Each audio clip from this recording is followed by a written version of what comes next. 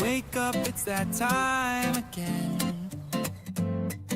The sun's not here, but we're on again. Grab your coffee, grab your crystals and gather round.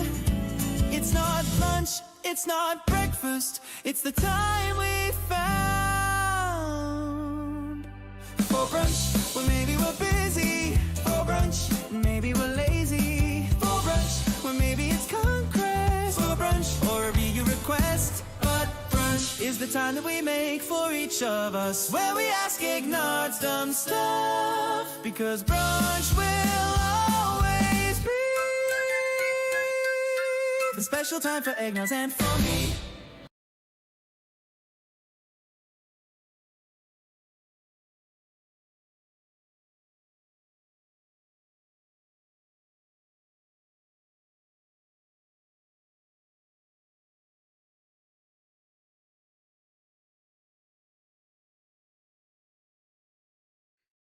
Hello. Good morning, everybody. It is Easter 2026.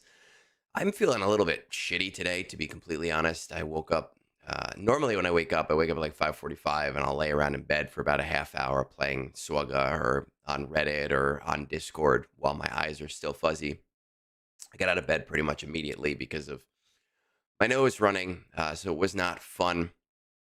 But it is brunch day, and I am a big fan of brunch day, and I look forward to brunch day basically every single week. So the show has to go on. This is, I mean, it's cheaper than therapy, right? Um, we don't get the joke about user. Kadir, that means you don't spend enough time around here if you don't know who user is, and that's okay. It's more of a Discord thing, more than anything else. Drink. I don't know. I was drinking last night, but we'll see. I mean, I'm going to Easter at my in-laws, and my brother-in-law is gonna probably make me drink, so maybe it'll help. We'll find out. Have I bear-proofed my bins? No, there's not really any bears in this area. Um, there are areas very nearby that do get bears sometimes. I know my school has had shelter in place drills before, but what does the Easter Bunny bring? Eggs. See, I'm so distracted. But not in this area. We are overrun by deer. My entire neighborhood is just deer. There are deer family living everywhere. There are deer family living in my backyard. I feed them. My neighbors feed them as well. We just kind of throw vegetable and fruit scraps outside for them. They don't. I mean, as far as I know, I haven't seen. I've been here for about 3 years. They don't like dart across streets. They're very respectful in that way. They walk politely. They let you get pretty close to them. So it's kind of cool. I'm a real life Disney princess in that regard. What do we have going on for today? We have Rise of the Empire, which we will do first. We have the raid, which just popped, I think, last night for my guild. It might have been 2 nights ago. I don't remember. I just figured I would do it on stream. I think it was maybe Friday night. So we'll get those raid runs done. We do have a few roster reviews that need to be done, and I would really like to do egg draws depending on the time and how long it takes for everything else to get done. Adise, you never know, man. Maybe we're neighbors. It'd be kind of funny if I was like neighbors with somebody in my guild and I didn't even know about it. That'd be kind of cool. We're gonna get started. We're gonna get into it. Let's see what's going on in the game. Raiding party. No, we're not raiding right now. We are doing Rise of the Empire. I did my dailies already. Time is it? 9:30. Middle-aged deers, blue. Okay, I mean, that's fair. Let's see what this is looking like today.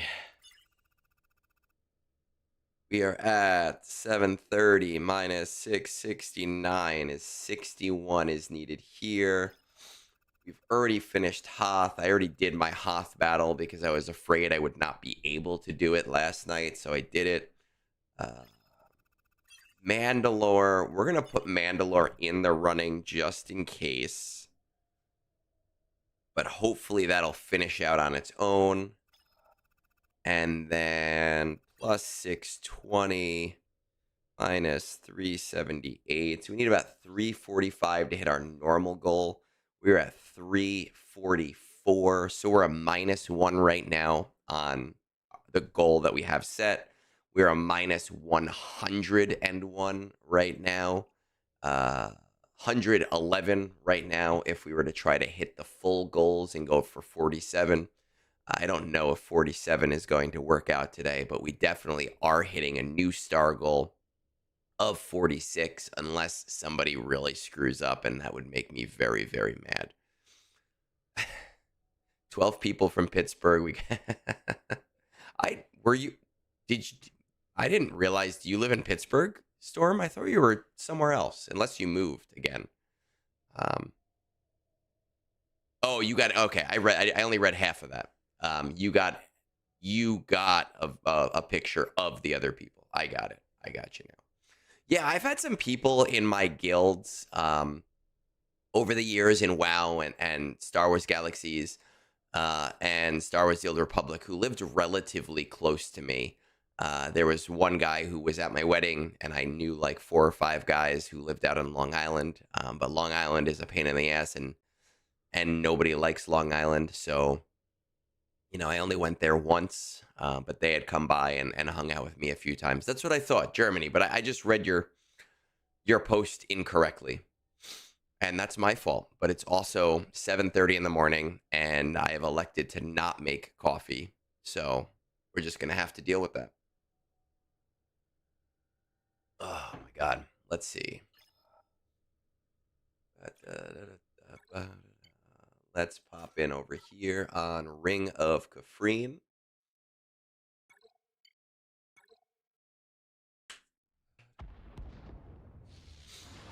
I saw the Super Mario movie yesterday. I wasn't a fan. I honestly thought I'd really like it. I know that the reviews were not super great, but I liked the first one, and the reviews for that were not super great. I didn't really like it at all, other than some of the setups, but I was a little bit disappointed because a good movie really sets me up for a good weekend. At least Long Island isn't New Jersey. I mean, it's fair, but it's not fair. New Jersey sucks too, but Long Island is its own hellhole, and everybody outside of Long Island hates it. Everybody in Long Island loves Long Island. Everybody outside of Long Island hates Long Island. It's just the way of the world, and that's how things are going to be for the rest of time, if we're being completely honest. Welcome to Condo Cab. People would rather do.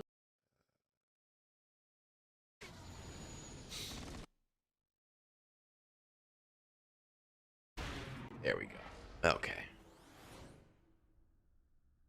Nah, I'm not gonna spoil the movie for you. We're not gonna spoil the movie, but I didn't really like it.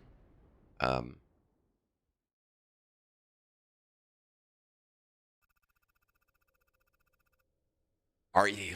Yeah, I did the Long Island drive one time to see a friend there, and I hated it. I hated the drive. I The area is just confusing as it is. I could not stand it.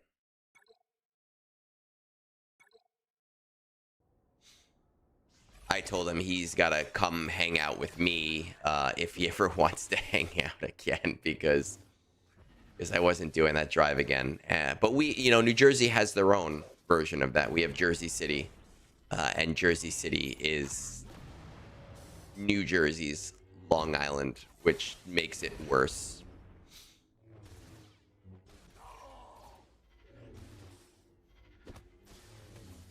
Oh my God.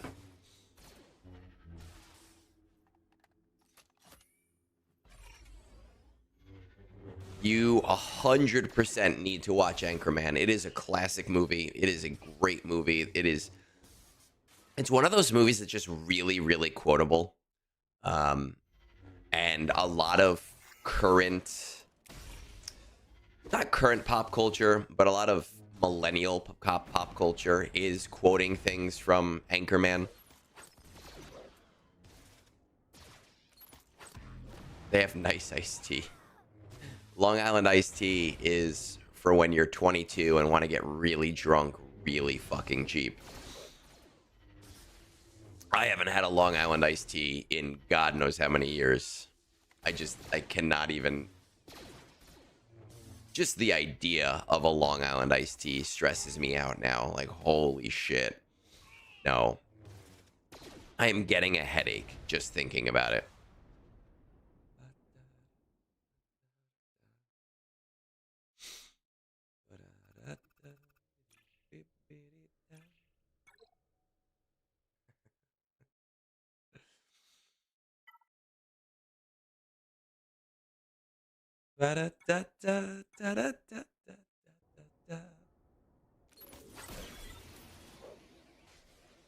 Brett killed a man. Oh man, it's like original Michael Scott. That and Dodgeball. I fucking love the movie Dodgeball. I used to watch that like every night.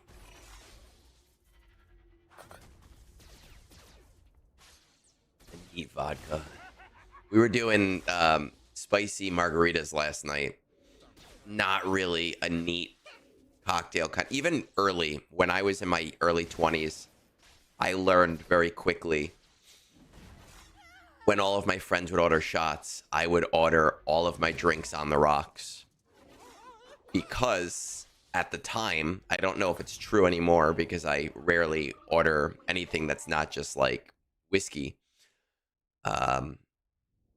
At the time, I learned that an on the rocks pour was about an ounce bigger than a shot pour, and it was exactly the same price. So when all my friends were drinking shots, I would always get an on the rocks. I'd get Jaeger on the rocks. I'd get fucking vodka on the rocks. Just because I was a dumb, cheap, poor college student. Oh, the world I lived in. Oh, Baxter.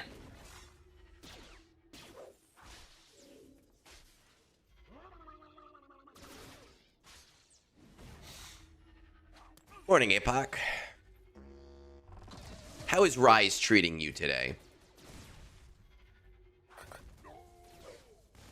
We're going in for a new star goal, so we're kind of pumped. It's smaller than I'd like, just 1 star, but you know what? With a lot of turnover recently, it's really nice to be able to meet a new goal and not stagnate anymore. So I'm gonna take it.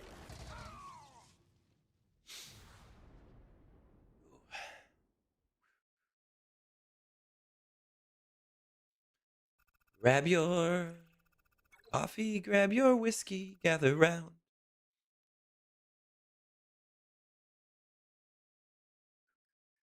Oh, gross. I gotta do this one manual. Good morning. Happy Easter. I'm interested in what's gonna happen today because I'm supposed to go to my in-laws. I might be banned from going, which might mean I'm on the computer longer than ever. Her father-in-law is very health conscious, so might have more time than I realize. A waste. It is nice, right? Like, I feel like we've been like constantly just everybody's leaving the game. So it is so nice to be able to say, hey, this path is paying off, you know, because our old 45 plan was so much. My father-in-law, her father-in-law is dead. Our other 45 plan was so easy. It was so mind-numbingly easy that I didn't even have to think about it. So the last couple of Rise battles, having to like go full out on them was awful.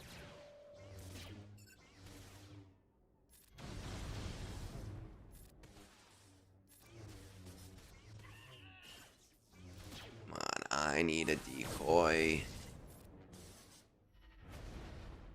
Ba-da-da, di-di-di-ba-di-di-da.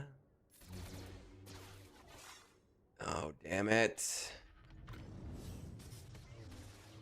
I hate these stupid taunts.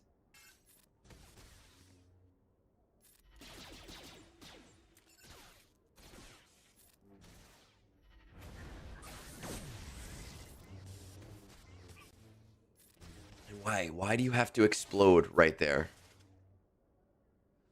Oh my God. Favorite part of Project Hail Mary? I mean, listen, Rocky is just amazing the entire movie. And I think just the dynamic between Rocky and Ryan Gosling worked perfectly. I have been quoting the movie.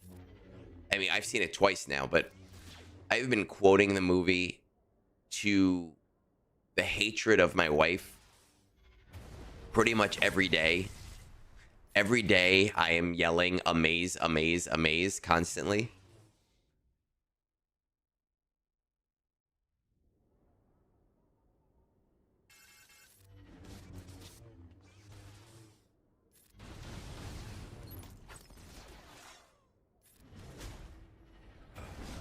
Yeah, look, I try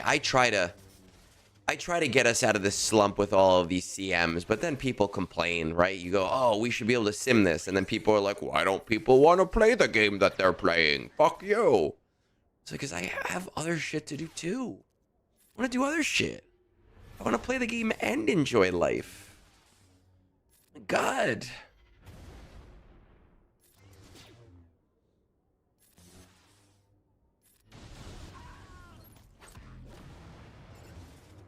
You know, we watched, not yesterday, 2 nights ago.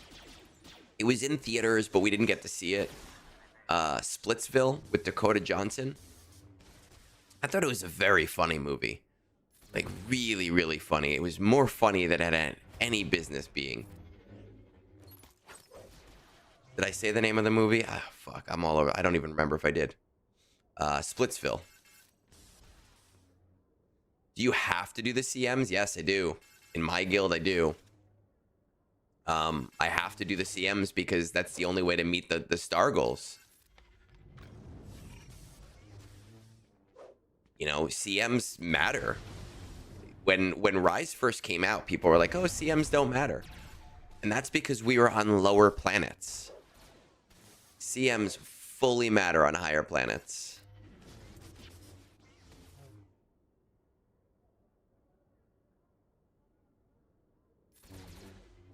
I don't really need to do them on day one. You know, day one, obviously, we don't have to do them. I don't make my guild do them.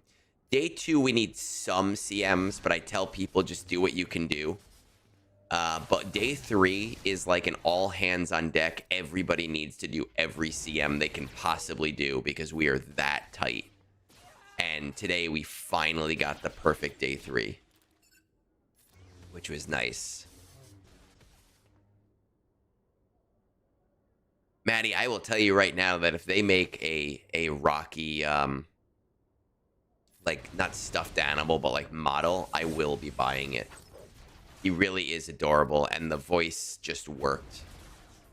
Yes, this is why I applied TB Omicrons, because other than day 6, which, you know, I do with some degree of paying attention.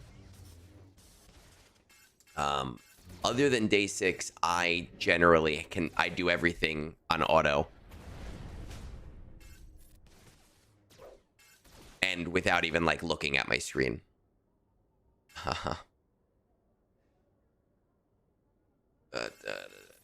Will I watch the drama? I will be going to see the drama. My wife really wants to see it. It got pretty favorable reviews. We will almost definitely see it. If this was not Easter weekend, we'd probably have gone today. But obviously, being Easter weekend kind of complicates that. It looks pretty good. I'm a fan of Zendaya. Robert Pattinson has had his good movies. I liked Mickey 17. I really enjoyed it. I know it didn't do very well. But then he was in that Jennifer Lawrence movie, which was maybe the worst movie I've ever seen. I don't even remember what it was called, but it was in the last year. Rolo Ami, I don't know. Scarif for Death Star. My guild doesn't do it. We obviously do the Hoth plan. The Hoth plan is the easier plan, but because of the Hoth fleet mission. But I know that some guilds do Scarif and Death Star instead. I think just to say that they do.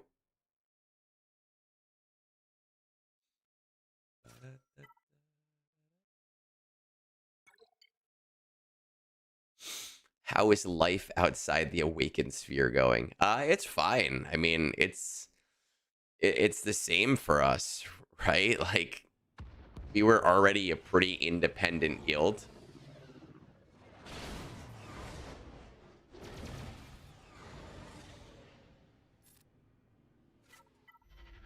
But I have enjoyed being the Sleeping Gungalorians.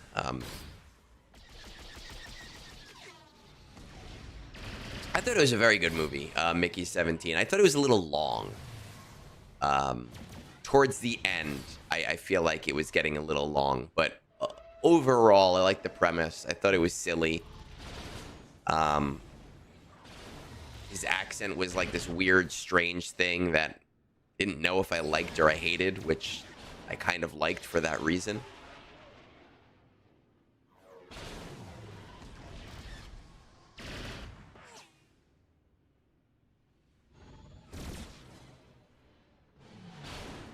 Have they realized we left yet? They did. The head of the alliance reached out to my guild leader and asked about it. And he was like, oh, talk to Egnards. And he has not talked to me. We just got an eye roll emoji. I don't think that I'm well liked in the alliance. I think they just tolerated me because I was there and we had a strong guild. So, you know, it is what it is.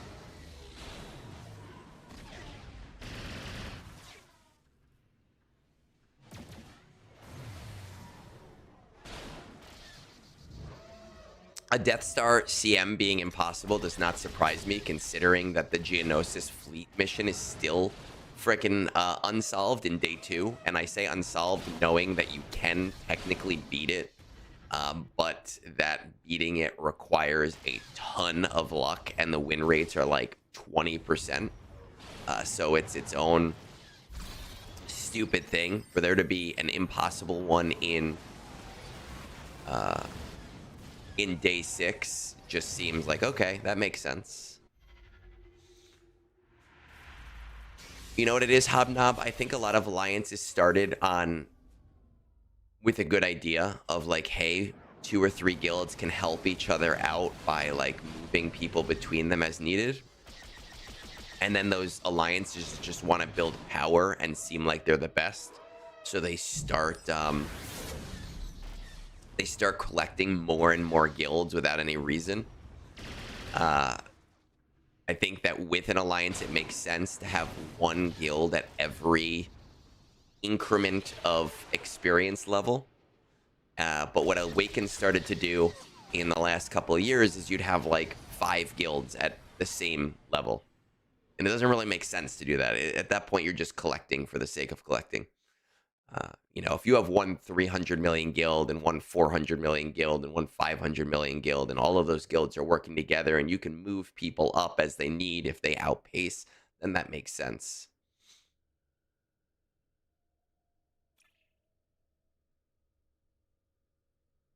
Yeah. How big are Maw and Caw? I don't think Maw and Caw are that big. I think Maw and Caw are relatively small and on purpose because they hit a very, very, very specific niche. And that's like the whole purpose. But I'm not an expert on Maw and Caw, so who knows?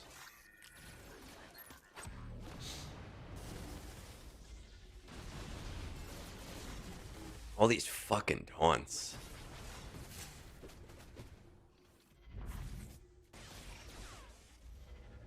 Oh, hey, Con. What's up, buddy?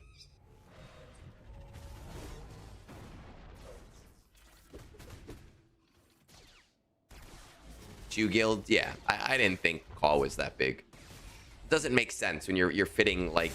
I know that not everybody in Caw is a whale, but, like, you're fitting a very strong dynamic of highly, highly engaged players.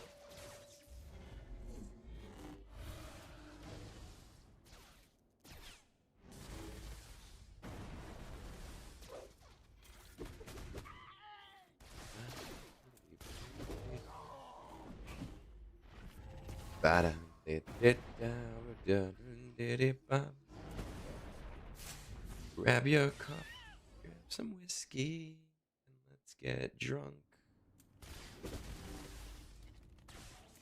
Yo.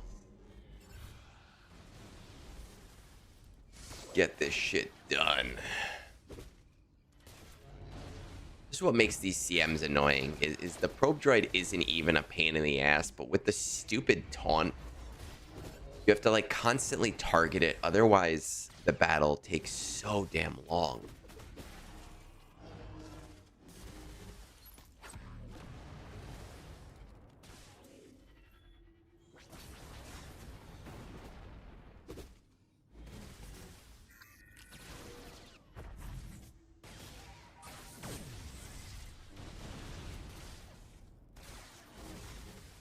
See, like, all right, back to taunt. Fucking wonderful.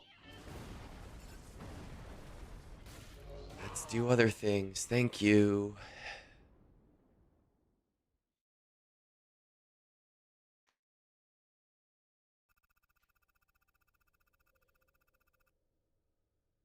We have, so you know what? Apocalypse, we started using the button for the bot. Not everybody is using it.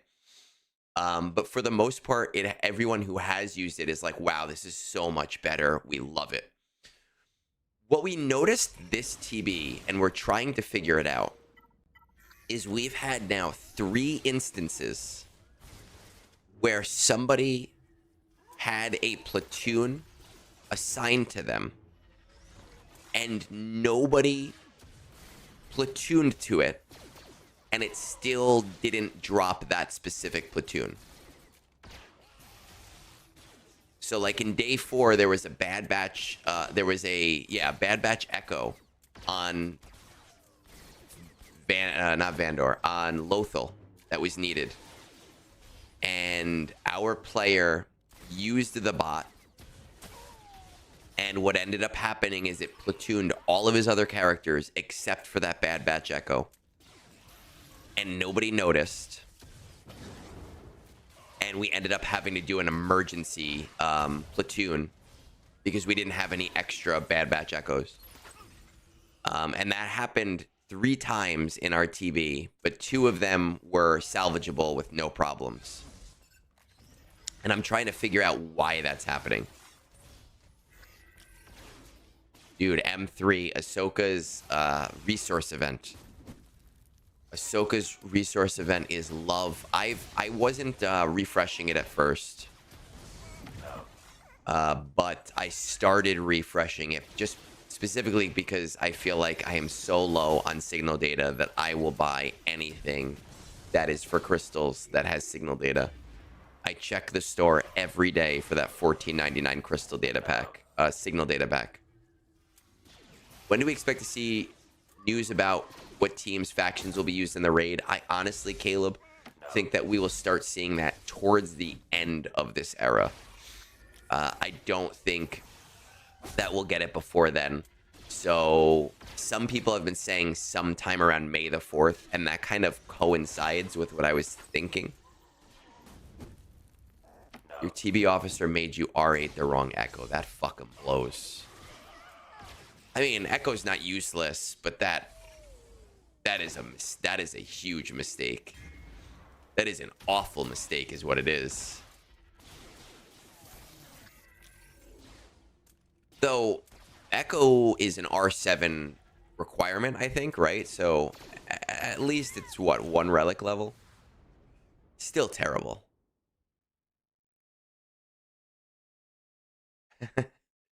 We will get news 5 days after the raid is released. Yeah, Bodhi, what's going to end up happening? What'll end up happening is the raid will release. We'll all start doing it. We'll see all of the characters in game. And then 5 days later, they will release a puzzle and say, did you know that Thrawn is required at Relic 7 for the raid? And we'll go, what? What are you talking about? Oh, beautiful. The Prime subs coming in hot with the daddy, fuck, what's his name? The Bezos bucks. God, I am off today. I do need some whiskey. We love Bezos bucks here. Support without spending $1 is our favorite. Is he not a requirement? Oh, maybe, you know what? It's probably just, I'm thinking of the old days where you needed him because of Cam.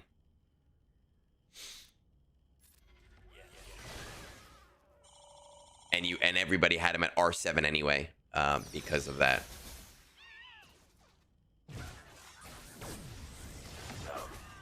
Of course. Just trying to go a little bit slower.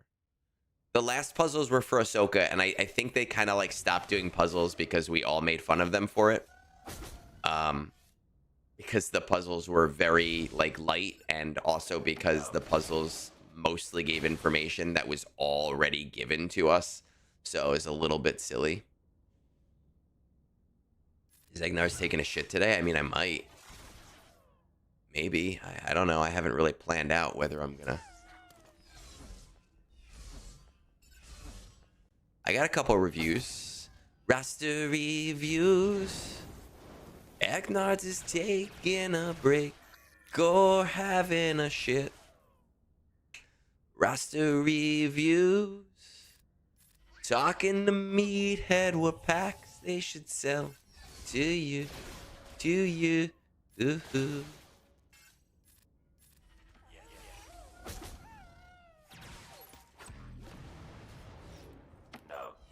There we go. Come on, we gotta get out. Fucking Death Trooper.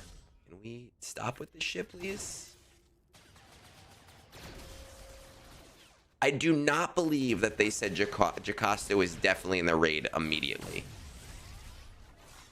I do not believe that was something that was said to us.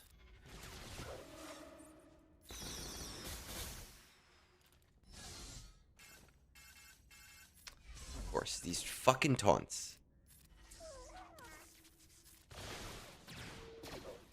And days. Fucking taunts and days.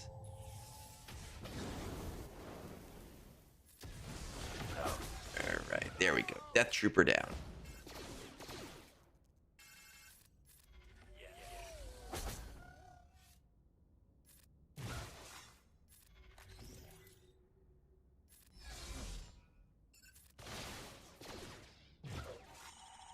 Come on. Let's go. I've been doing pretty good on this mission. I other than like the first 2 times I lost it.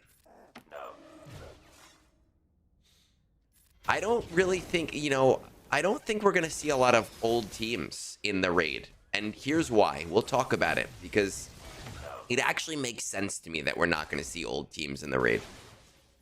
But let me get through this. I think just like Order 66, you might see one old team in the raid. And the reason why is eras. When we look at eras, right? Every single player can get all of these characters to level 65 in the eras for completely, totally free. And that's G12. Okay? And what that means is that every single player in this game can get these guys to the G12 tier relatively quickly. I know you need, I believe it's 5 stars, right? But we're seeing the era battles. We are seeing those characters start to come out very quickly after the era. A lot of these characters will already be farmable, assuming that Era of Andor is part of the raid. That's just an assumption we're making right now. By the time the raid comes out, all of these characters will be easily 5-star for most players. Getting them to Relic 2 will get you, I believe it's to that tier 3 of the raid. Let's see. Relic. Okay, tier 2 of the raid, which is really tier 3 because there's a tier 0, right? And that's 600k over 5 teams is 3 million for literally free.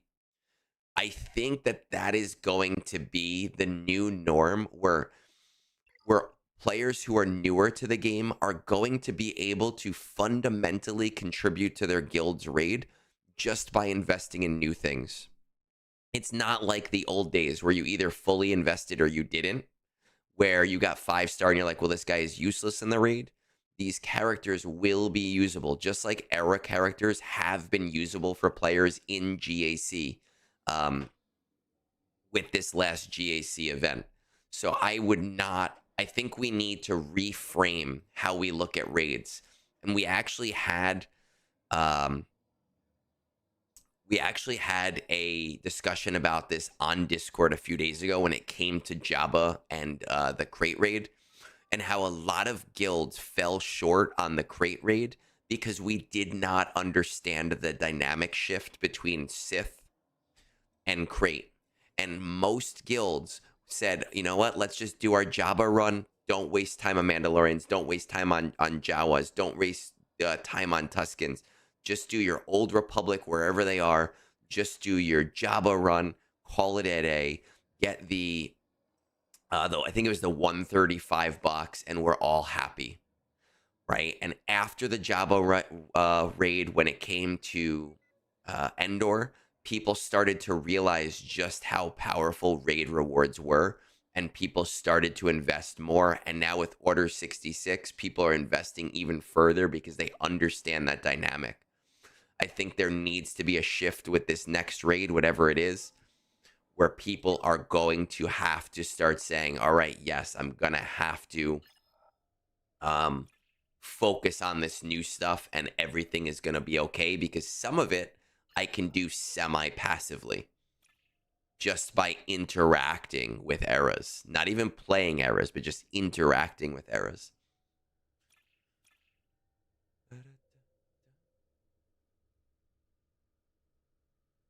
It will be.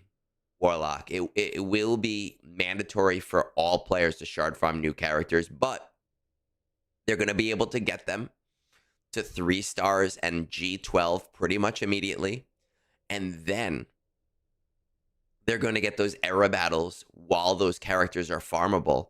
And I know it's only 6 now, but it's also 3 tiers of worth that you can eventually do.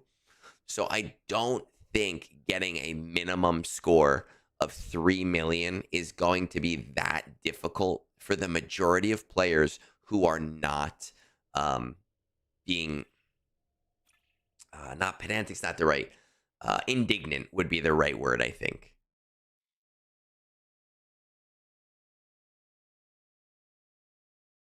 Well, that's so Bodhi, what I had said is like more than one old team, right? So just like Order 66 had like basically one old team. Yes, open. I have a question. I passed on Dedra and I take 1,000 a day. Should I pass on Major 2 for the in-game currency? For my Ander team stronger? What do you mean, if you're getting 1,000 currency a day and you're passing on those 2 characters, I mean, I would honestly set a standard of always finding what you can do with all characters. I wouldn't say, oh, let me get this character to 7 and this character to 5 and this character to 5 and this character to 5. I would try to find a way where you can get every character to the same level. The only exception would be maybe the last character bringing to 7 so that you can move ahead a little bit faster. And Kadir, if you haven't seen this, I'm going to post it in the chat, but this is a spreadsheet that I released to the public. You make a copy of it. Don't request edit access. Just make a copy of it, and this will help you figure out your crystal incomes and what you can do with your eras, right? Very, very powerful spreadsheet tool. Shadow, man. Look, yeah. Game dead in some degree. There's a lot of frustrating stuff going on right now. There is. I know. You and I, we both know there's a lot of frustrating stuff going on right now. Oh, wait. No, I don't want you to die. I don't want you to die.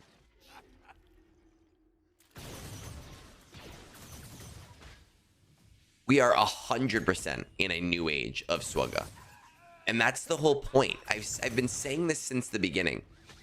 Star Wars Galaxy Heroes is a 10-year-old mobile game. 10 years is an insane age for a mobile game. It is very, very, very difficult to get players to invest in a game that is 10 years old because fundamentally they look at it and go, there is no way I could ever possibly catch up. What CG has done for good and for bad, because I don't hate the era system, I just hate how it's implemented. What CG has done is said, hey, if you are new to the game, you can play the new stuff and play the old stuff.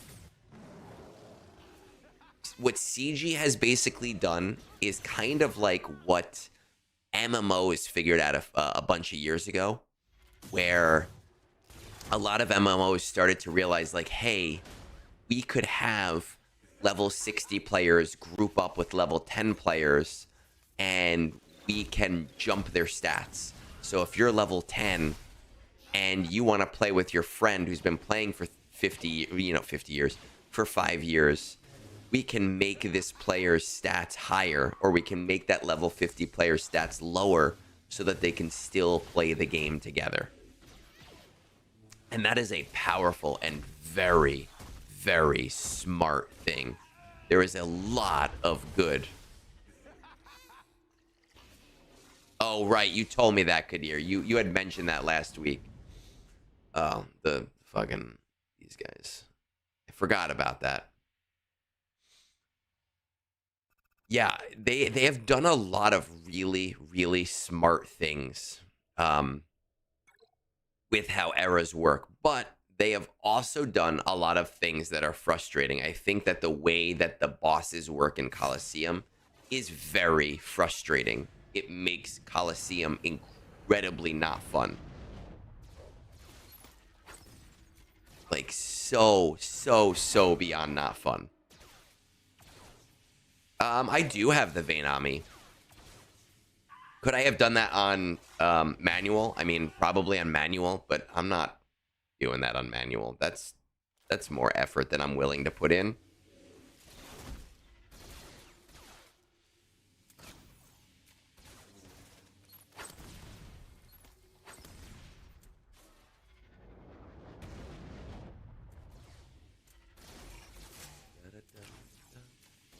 Ba-da-da-da. You missed the old which old marquee system? The old marquee system of you get nothing and it's 330, or the old marquee system from 2 years ago, which is exactly the same as this marquee system, but without the era attached to it.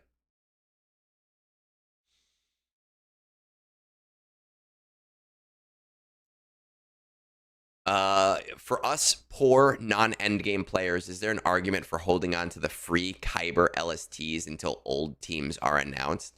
I mean, I guess so, Xander. If you wait, if you have Kyber LSTs from Andor or from Era of Anniversaries, and you feel like you're gonna have trouble catching up, and you want to take a little bit of a gamble and say, you know what, I'm going to hold on to these for 2 months until I know if there's any old characters that I don't have. I don't see it as a wrong decision. It's just going to slow you down in the short term right now. But I do think that we should be getting raid news in the next month. So it's not like you'd be holding for very long at all.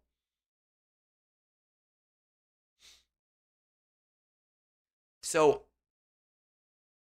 the original old system of you just spend money and nobody gets anything, I don't know. I'm not a fan. I was never a fan of that. I mean, I never really wailed on a character, so it didn't matter. Yes, I can't do Hoth, so.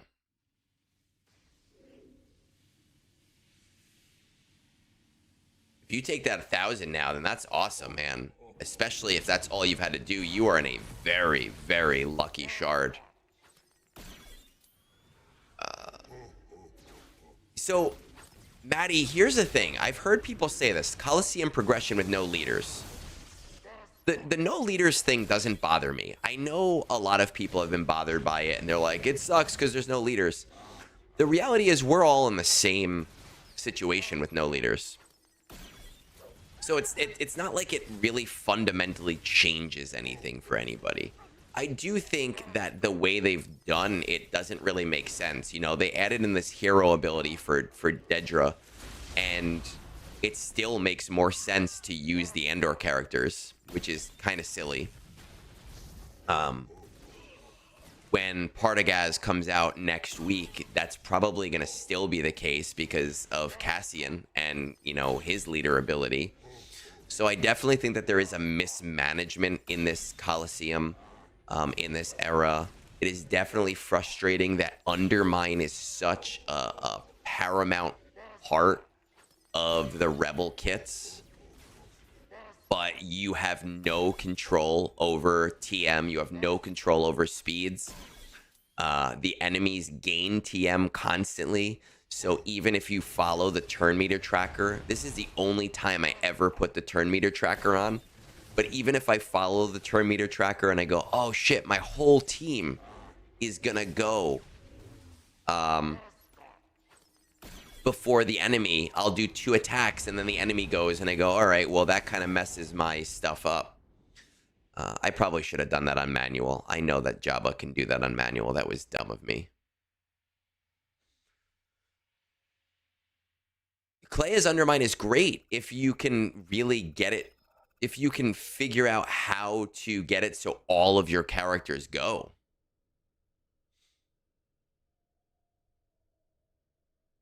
My Dedra, the last time I tried last week with her, I did 1% damage.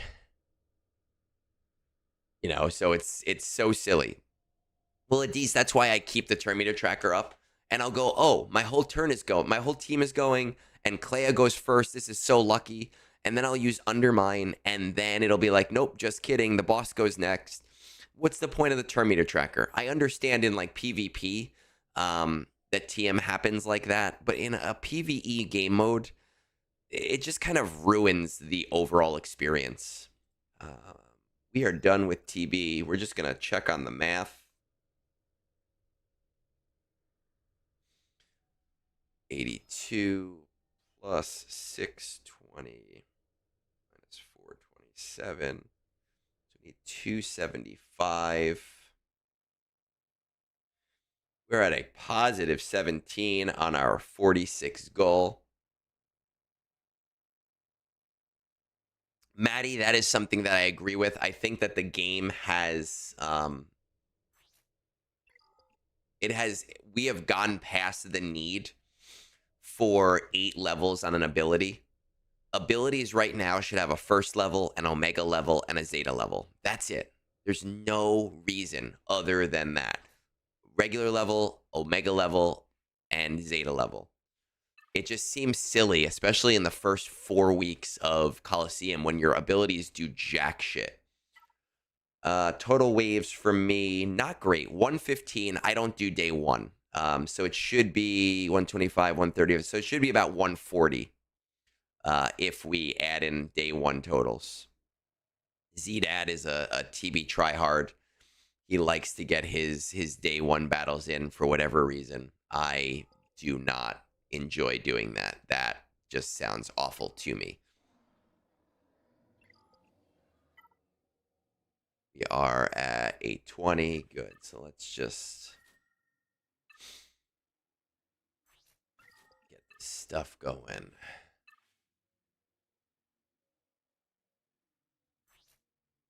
Yeah, we'll grab that. We'll try. We'll see what happens with it.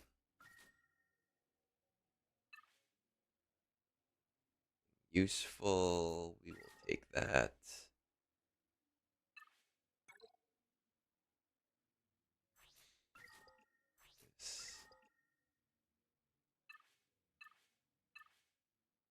Perfect.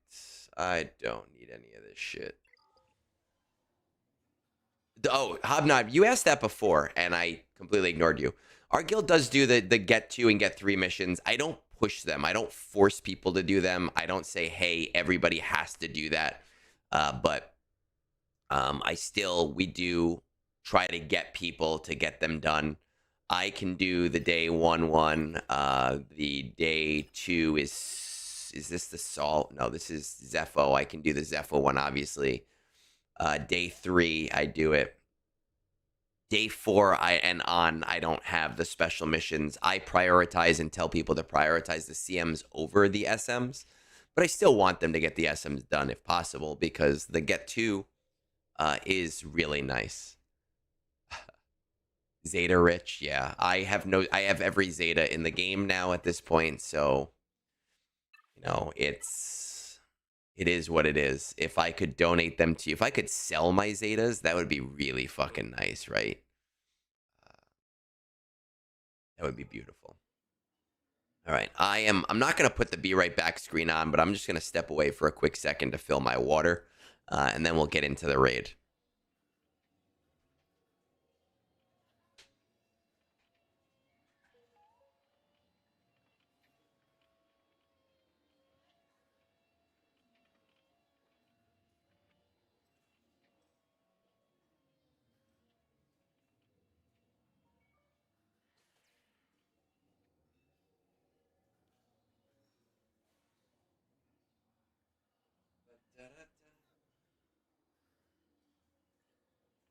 .130, 138 is a beautiful score, man.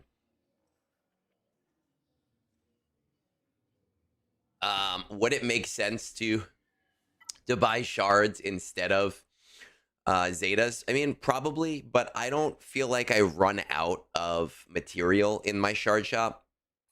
I know I'm very low right now, but I also have 300k ally points. What I generally do, so my system is that anything that I can use for impulse detectors or above, I try to keep between 300 and 400. And That way, I can very easily look at my shard shop and go, oh, hey, I know I need to buy this thing. Would you say get clones before Lord Vader? I think it depends on why. I mean, clones, I feel like, are useless without Lord Vader at this point because the raid should be ending in the next 2 months or so. So it kind of makes sense to either get them in a similar time frame or to get Lord Vader first. But, you know, Lord Vader's not going to do much without the clones. The clones are not going to do very much without Lord Vader. All right. Let's go on to this raid, shall we? What are we at? We're at 50. Let's say 58.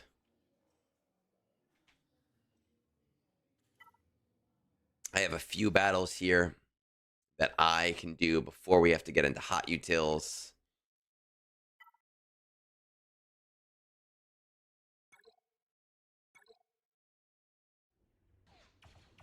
I think, I said this before, I think you're not getting any raid news until the end of this era. I think we will get a huge info dump at the end of the era when they start announcing new stuff. And it'll be like, this is the raid, this is the era, this is what's going to happen, these are some of the things you can expect character-wise, but not all of the characters, because why would we ever give you all of the characters this early? And it'll obviously be in like 8 different posts, all posted on the same day, confusing everybody.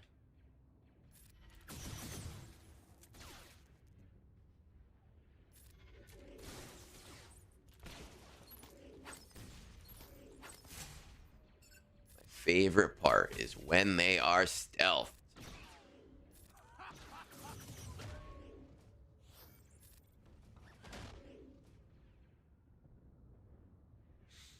Most likely, characters from this era will be raid eligible. Most likely. We obviously don't know for sure. But based on past experiences, you can probably expect Andor era characters to be in the raid.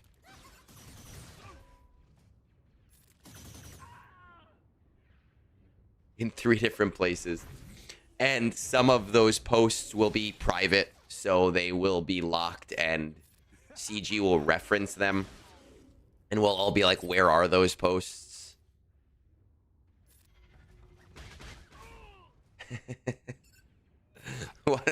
Yes.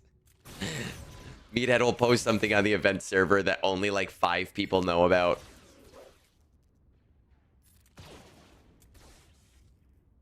And then there'll be some important change, like that affects people that they just will not communicate. So like the era battle change, right? And I had to pull that out of Meathead to get that information. Or rather, Scribe and I both did separately, basically at the same time.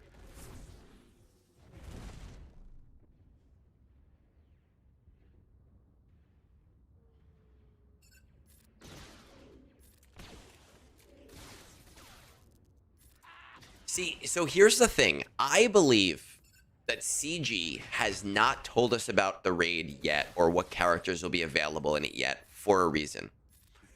Obviously, if you are in the late game and if you are in a highly engaged guild, you are probably already telling your guild, stop putting resources into the raid unless you are getting those characters for other reasons. So like you'll invest in Hondo because you want the Hondo team for TB and because you want Smugglers Run 3. But I believe that for guilds that haven't done that yet, they are probably still seeing people invest in Order 66.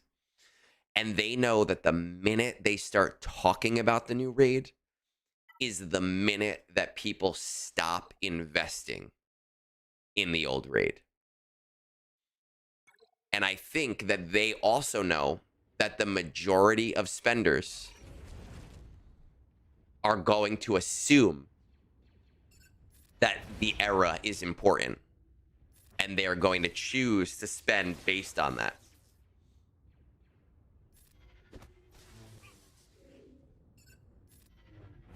So I do strongly believe they will be.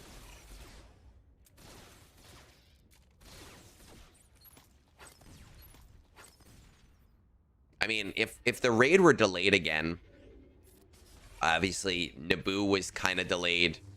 If the raid were delayed again, I think it would be a very player positive thing. Come on. But I think it's unlikely. I think you can expect that around the 1 year mark that you are getting this raid.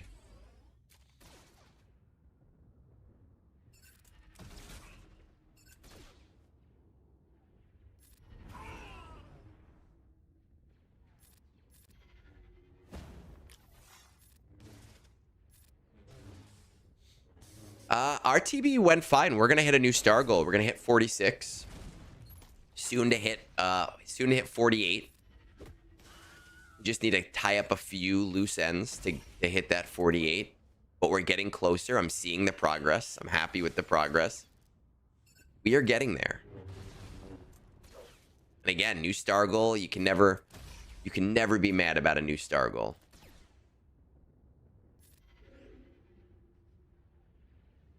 I guess you can be mad, but it would be stupid.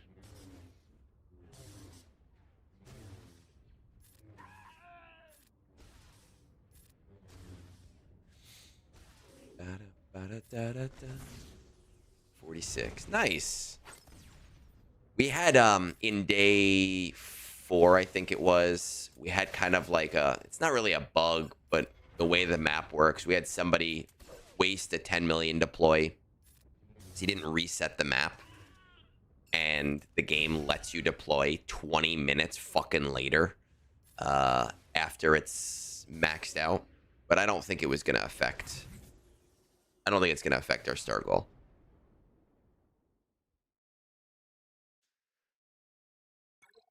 I would like your personal best is that considering like the star goals of higher planets, or is that like an older wave count? Very, very important difference. We're just gonna run this hot utils real quick because I need to change my mods at this point.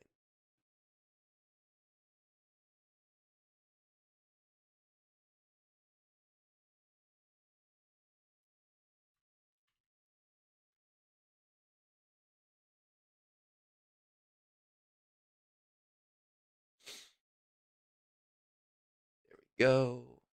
Let us load that up. Let's see if anybody ran the bot in guild, because nope. So I might as well run the bot too while I'm out of game.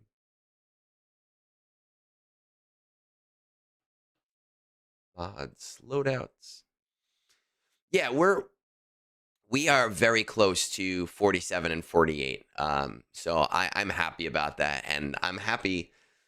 I mean, we may not hit 46 again next time because that day 3 is super, super, super tight.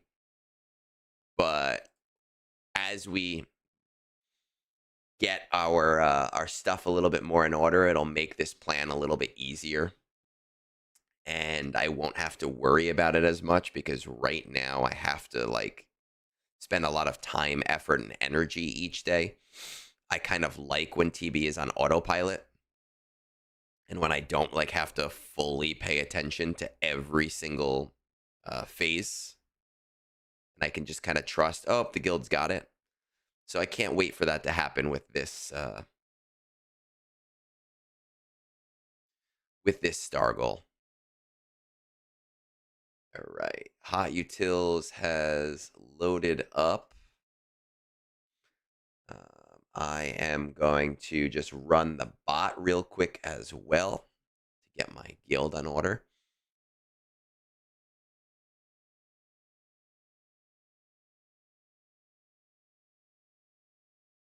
And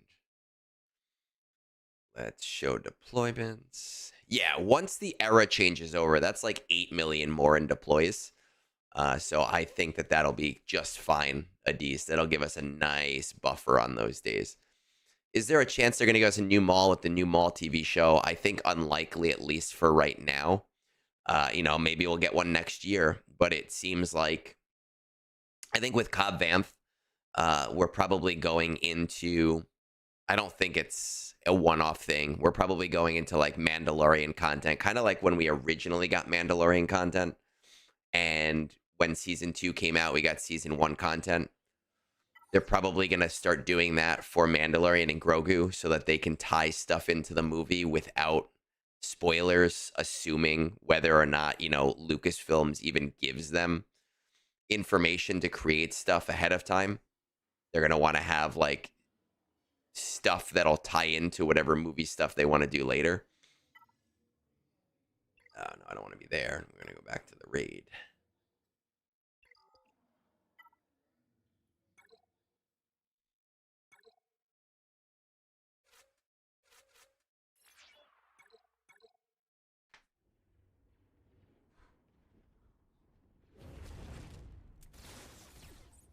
All right.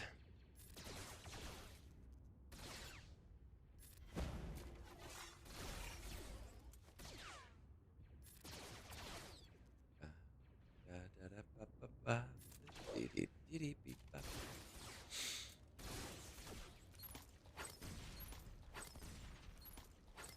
hate this part of the mission where everyone just throws friggin' grenades. How do I feel about Cobb? I mean, I talked about it with Avant on Data Protocol. I like the character. I like Timothy Oliphant. But I just feel like the character is so weird. And I don't think it's the right kind of weird. Cobb Vanth is a very straight-laced character. And you're giving him this kit that is just so confusing. And at least with the tools currently in game, I feel like, and again, we're going to probably get new stuff that works with him. But at least with the tools in game right now, he looks like, oh, he's going to be another Trench. And that to me is kind of annoying. Jar Jar's kit is weird, because Jar Jar, that's who Jar Jar is, but Jar Jar's kit makes sense for Jar Jar. Cobb's Vanth kit just, it's its own recipe of weird. Yeah, and, like, when we talk about the 3 Omicrons and 3 game modes, that would have been really cool for Jar Jar. For Cobb, I look at the TB Omicron and I go, that TB Omicron's useless. On the special ability, it's going to be completely useless. Nobody's bringing Cobb Vanth and a bunch of Jawas to Relic 9 to have a TB Omicron.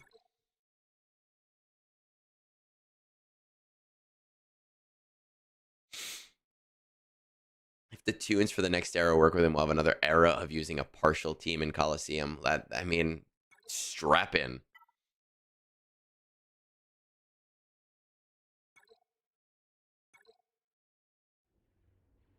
And look, CG, I think that CG probably has a 2-year roadmap on the things they do. Everything within the 1-year roadmap are things that they are actively developing. Everything in the 2nd-year roadmap is like subject to change based on other information, but is like the idea they want to do. So CG probably knows like, oh, like they're going to have to wait because this is going to be so awesome. I don't need all of the information, but I need enough information where I go, this is going to be fun. And he doesn't look like the kind of fun that I want to have. Oh, fuck you with the wrong one. Nice, Shadow. Look at you. Complaining about TB constantly. And you're putting in fucking work.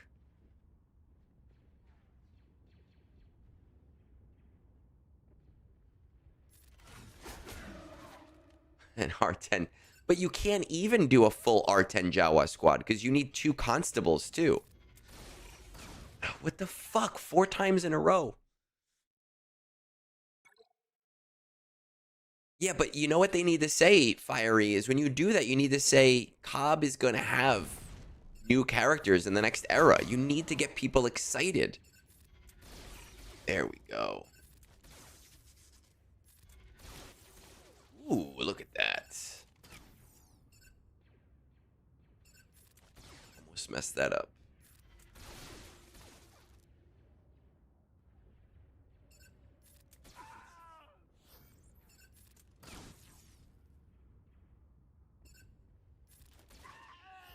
How much work you have to do.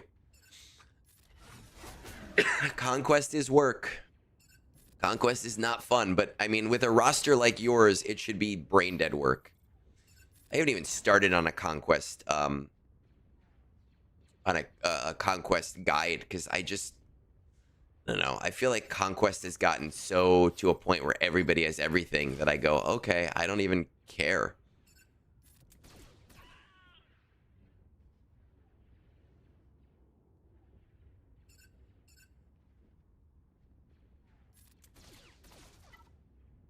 Well, that's, I mean, it is, you're right. It's really just my hope that at least there's something meaningful with him. But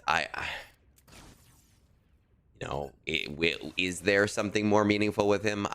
Who knows at this point. I think CG still needs to work on giving us the right information. I think that often they don't give us the right amount of information. They either give us way too much information or way too little information.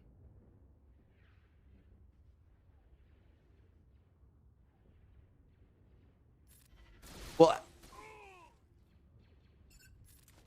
heroes, what I'm saying is they don't have to give us all the information.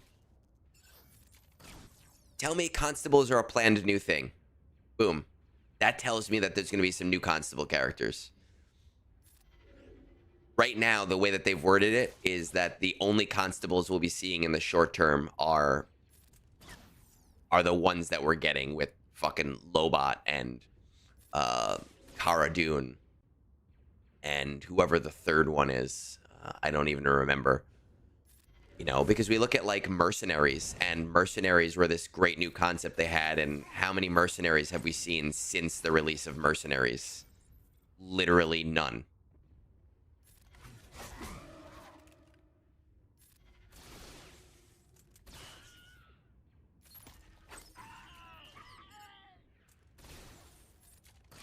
Nice.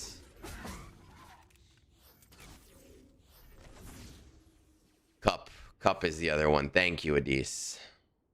How could I forget Cup? I'm sorry. I didn't get the R10 Cup bundle. I felt like $10 for one relic level on a meme was not worth it to me.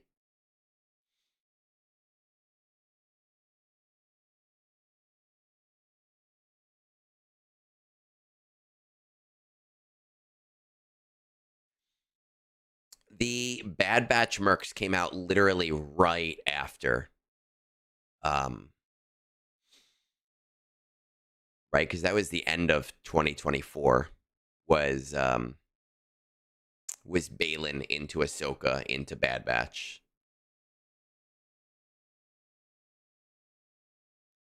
And yes, the two Bad Batch mercs are useless as mercs unless they go, oh, hey, by the way, we're doing a merc Bad Batch Datacron. So now you actually have to just destroy now that you have to just destroy your other team.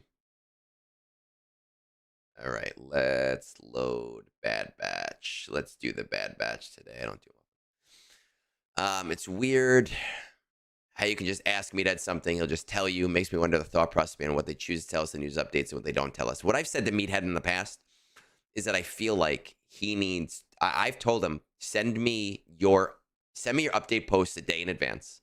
I will not tell anyone. I will not post anything about them. You can make me sign an NDA in that regard if EA needs to. But if you have guys like me, like Scribe and a bunch of those other people, reading those posts ahead of time, we can say, here are the questions players are going to ask. We can say players are going to be curious about this, and that thing. And they will then be able to go, oh, you know what? You're right. We have to retool the post a little. We have to add something else to this post to make it make sense.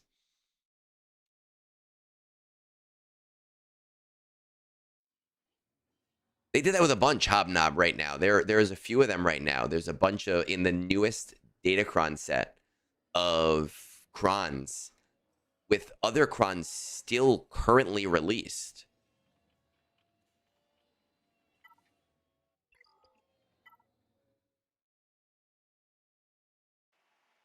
Oh, wrong one.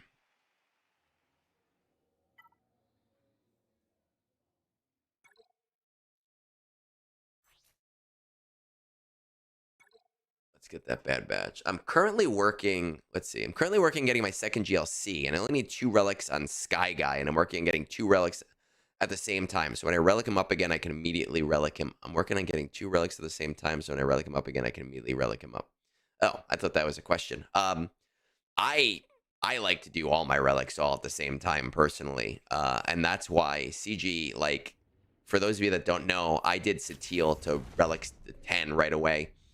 It took approximately 75 to 80 clicks to get her maxed out. CG, give us a goddamn slider bar. Like, it's so ridiculous. Give me a slider bar, G1 all the way to R10. And I click that slider bar to R10, and then give me one confirmation buttons that says, here is all of the material you are going to be spending. Are you sure? And I can go, yup, I am sure. I want it. Make my life easy. Don't make me sit there and have to watch that over and over and over again.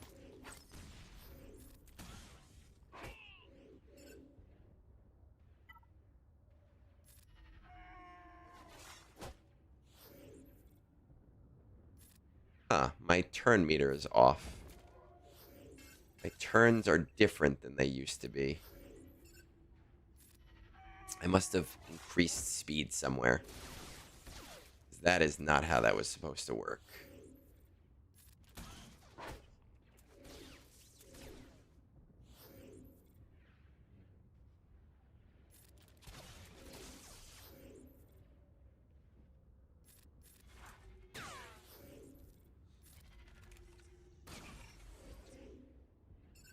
You can like the relic upgrade noise all you want, but I hate listening to it over and over and over again.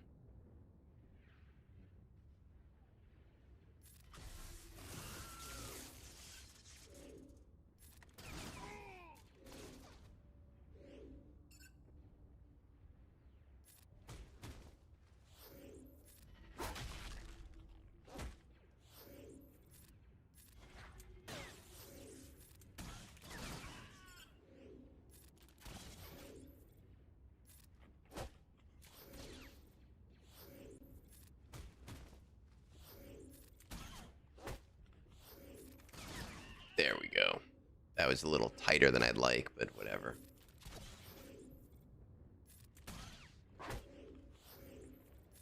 What's up, Womp Rat?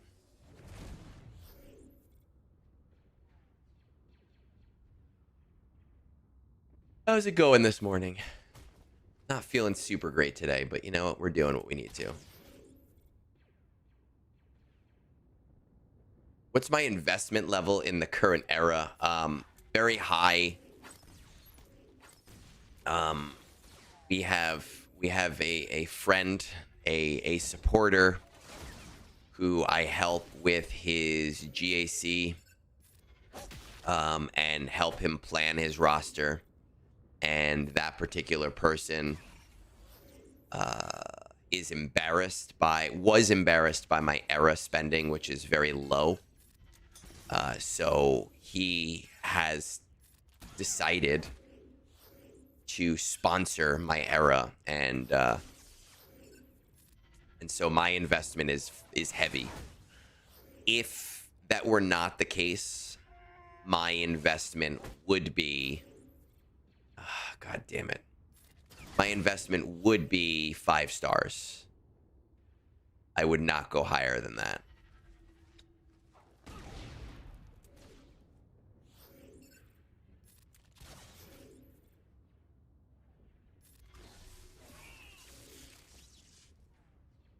Make a 10-hour video of just relic upgrade noises. Like the YouTube 10-hour videos. I haven't seen Vance in a while because he was banned from our Discord. I also have him blocked right now. I might unblock him from my DMs soon, but he has been banned from Discord, which is why you have not seen him. Raid needs a sim button. You know, I think the raid can be tough with when it comes to a sim button because it is more short-lived, but something that I have come around to recently is that maybe, because I think obviously CG wants you to invest in the raid and they want you to get all of your stuff for the raid and they want you constantly advancing the raid and not being blasé about it. So I have come around to say that maybe if you hit a max score of 18 million, then the raid becomes simmable for you. I think that that would be pretty cool, and I think that it would push some people. Like right now, I'm at 16.2 million. I would 100% Relic 9 another team if it meant that I could save that time every week. If you had to prioritize First Order or Resistance Fleet for ship Omegas, which would you do first? Ugh, God, they both suck. Are those the only two fleets that you have left? I feel like in the current meta, Comeuppance makes Resistance a semi-viable fleet in some respects. So I would probably do the Resistance fleet, but only if those are your only two options. Oh, he is. Soul, he 100% is, and he will tell you that. And I've said that for a while. He is someone that needs help, and he needs a good support system. But I can't have my Discord be his support system anymore. Okay, base loadout. Load my base loadout.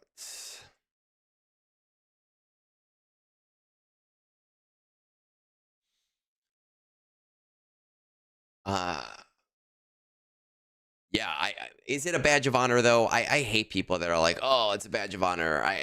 I'm not honored by a fucking game that I play. It's a stupid fucking mobile game that I play.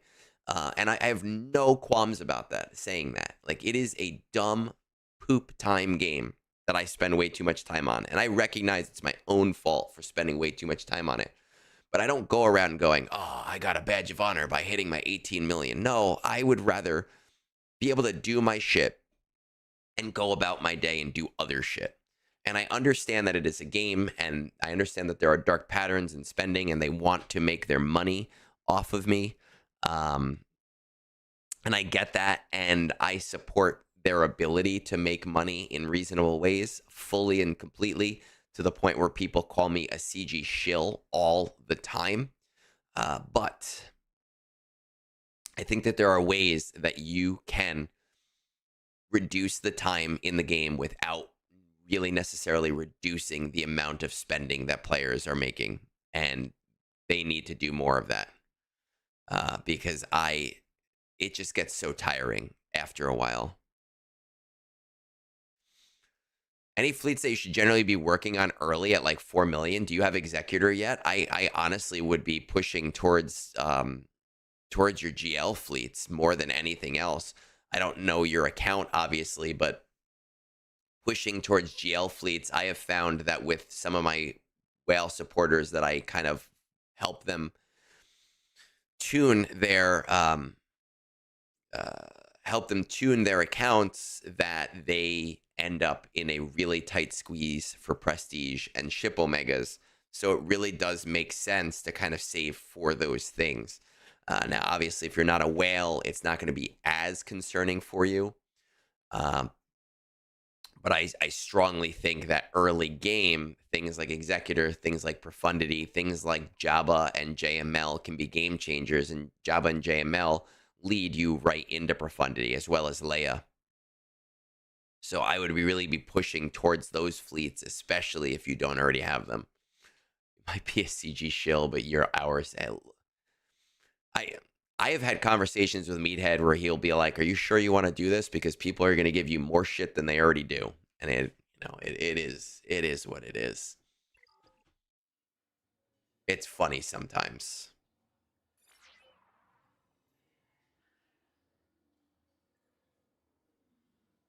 Oh God.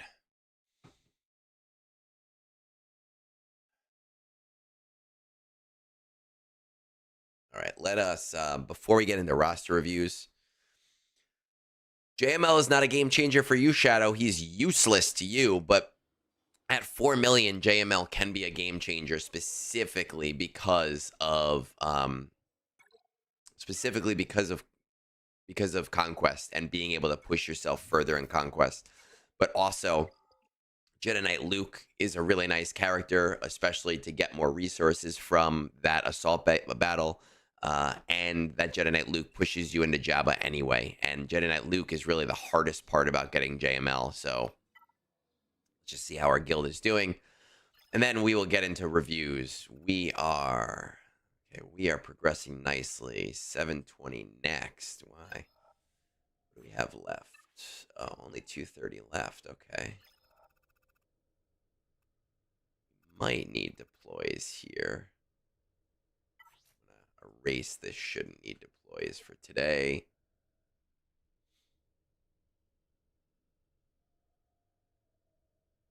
It blocked the link to roster review section. What blocked the link to roster review section? YouTube? YouTube block a link? Maybe it did. Let's go into the brunch on YouTube and let's. I don't see anything. Congratulations. Ani, you are now a moderator on YouTube so that I don't have to. Yeah, you know what, Shadow? You are too. I don't see anything, but I also don't know how moderation on YouTube works, to be completely honest. And what do we need here? We're at 491, 500 next. We need 230, so I'm going to say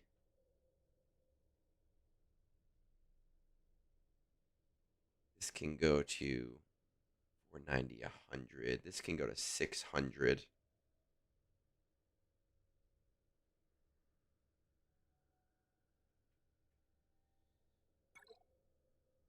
There you go.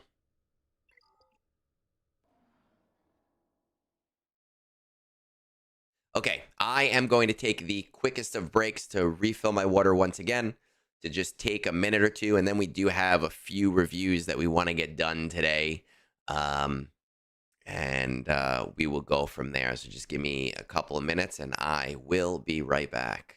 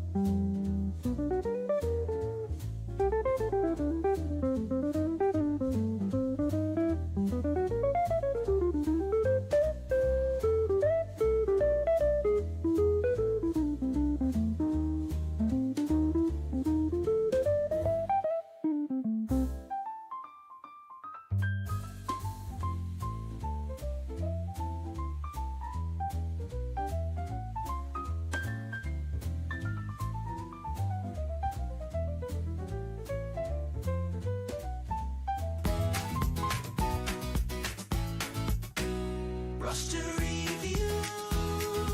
Egnards is having a break and taking a roster reviews. Talking to me that what pack sex should sell to you.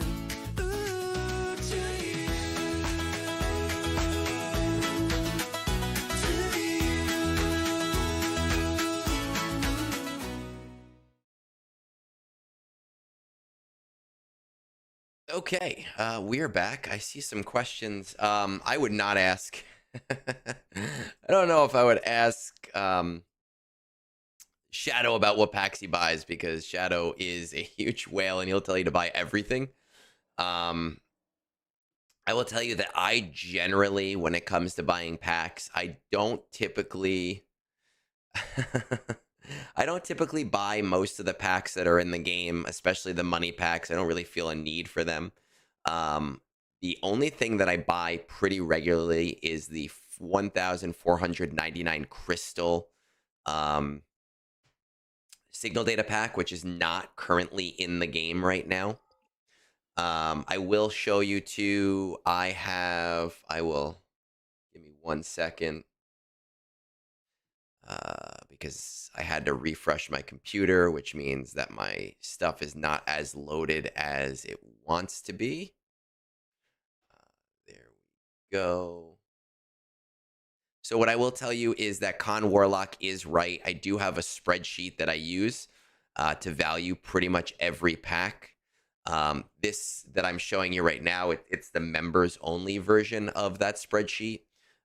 There is a free version too, and I'll link you the free version that you can use. It obviously has all of the packs that I find semi worth it, or even ones that are not worth it on here, but people ask me about with valuations on all of them, based on my valuations, based on how I find store value to be. So it's something that you can kind of look through and see. Again, I'll link you the version that's completely free that I just released a couple of days ago. The only difference really between the free version and the paid version is that the free version is read only, so you can't calculate custom values, which is here, and move that around, and then all of your packs will use whatever values you put in this custom value position.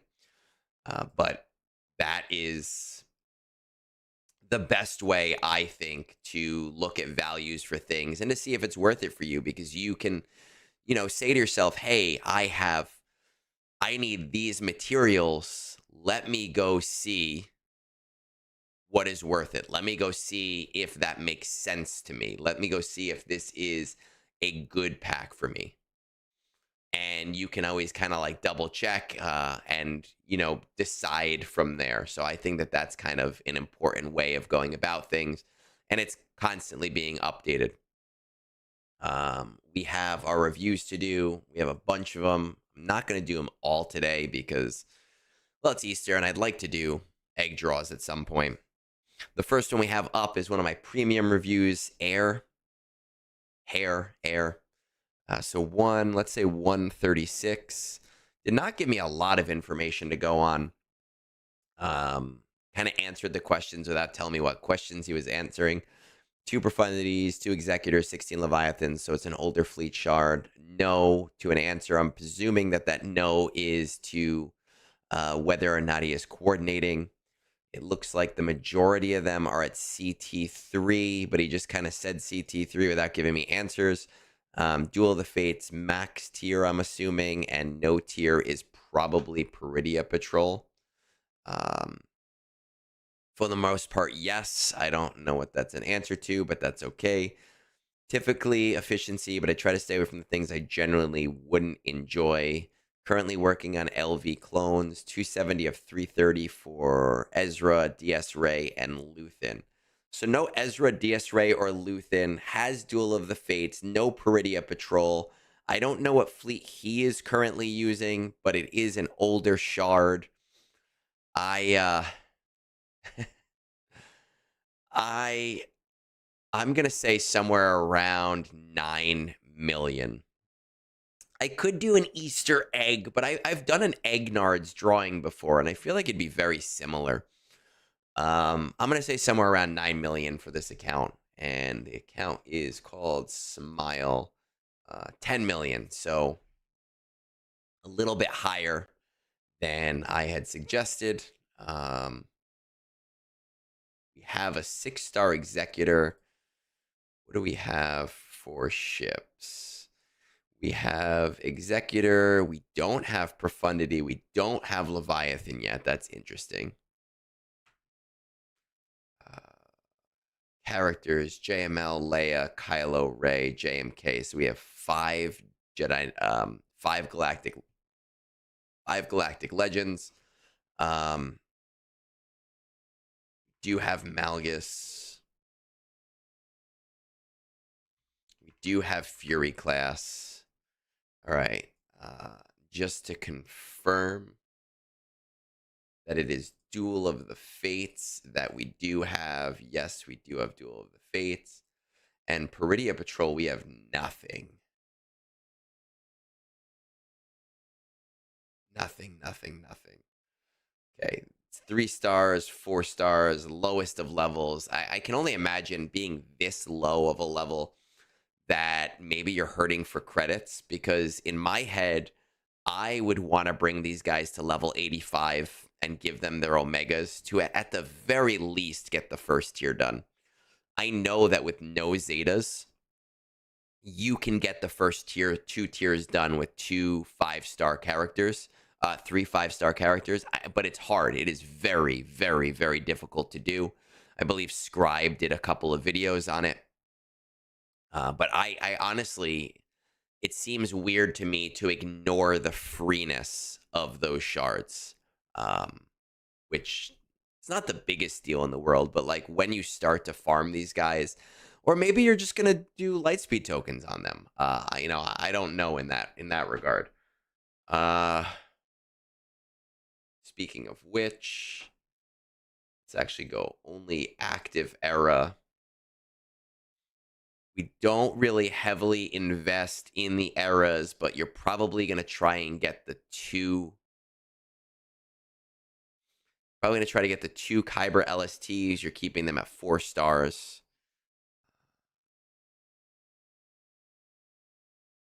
Let's see what we need. And of course, I hit the wrong button. Gear needed, not gear tracker. Okay, so C is right there. He's literally right there. I used to say C was the best starter GL because it opened up the door to a lot of things. Right now, C is kind of back end of importance, but being that you're this close to him, it just doesn't make sense to not get him. He is still very useful. I still use him in K1 all of the time. You just have to be careful what you use him against. Lord Vader, we are right there. So it's going to be Lord Vader first. Grand Inquisitor. We have all of the guys relicked because of the lightspeed tokens that we got from the anniversary. Jabba. I mean, man, right now it just looks like you are in the mode of finishing things up.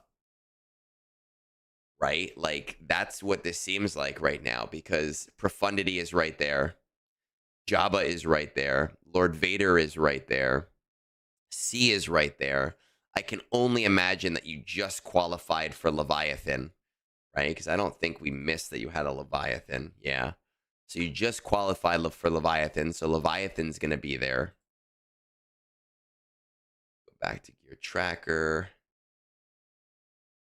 Jar Jar, we don't care about. Ahsoka, Balin, JML, Hondo. Let's check this out. Vayne, Brutus. We haven't really started here at all. Syndulla, Huyang, Captain Enoch, Death Trooper, Padawan. Okay.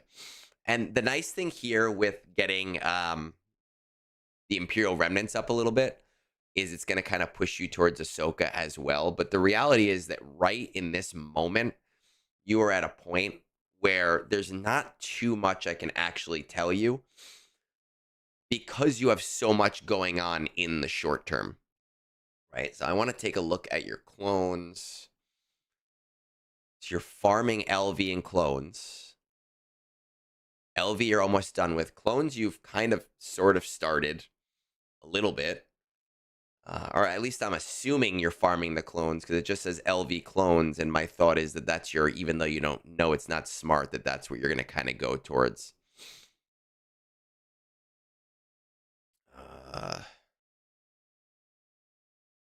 what I would probably say to do is if clones are your like not smart team that you're working on right now, maybe start slow farming them.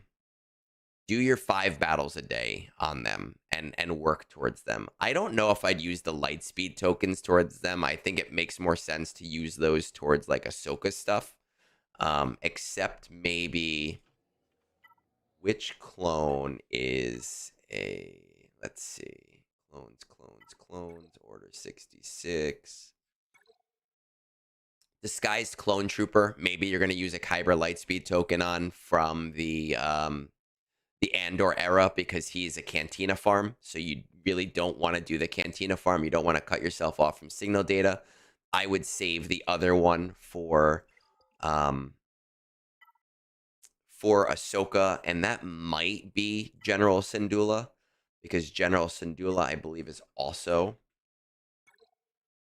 a Cantina farm. Yes, she is. They're both Cantina farms. If I had this my way,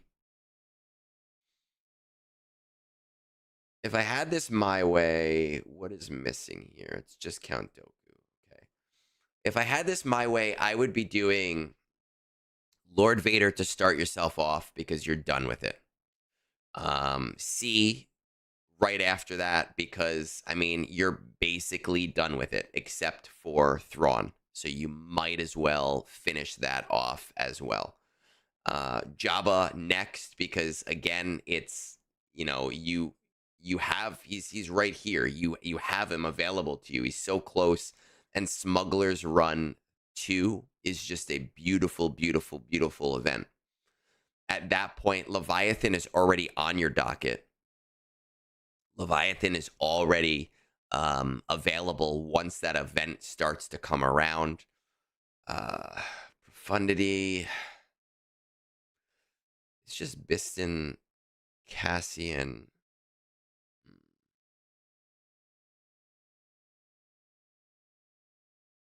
No old Hera here. Well, I guess old era. It is any Hera. It's old Hera, but okay. So you're gonna do Lord Vader. Lord Vader's gonna lead you into C, which is gonna lead you into Jabba.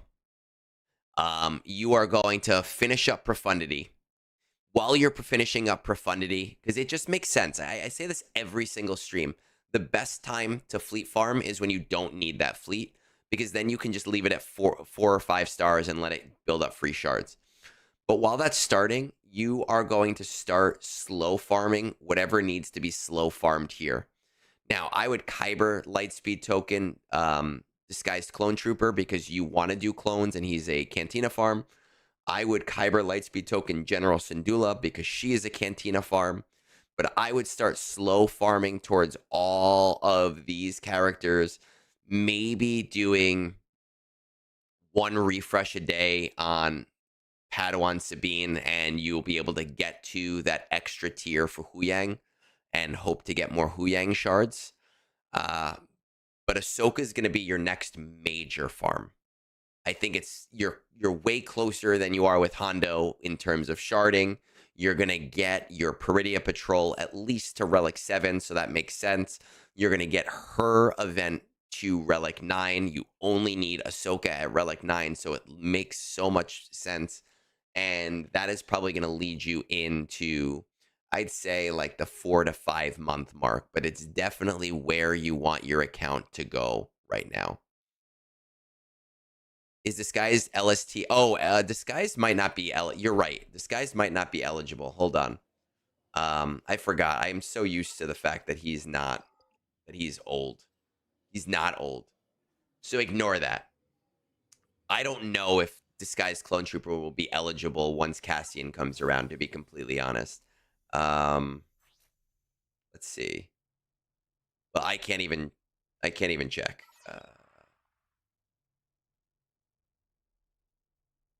Yeah, and that's sharding. Disguised Clone Trooper, you might not be able to, because that's whatever era he came out in. What era did he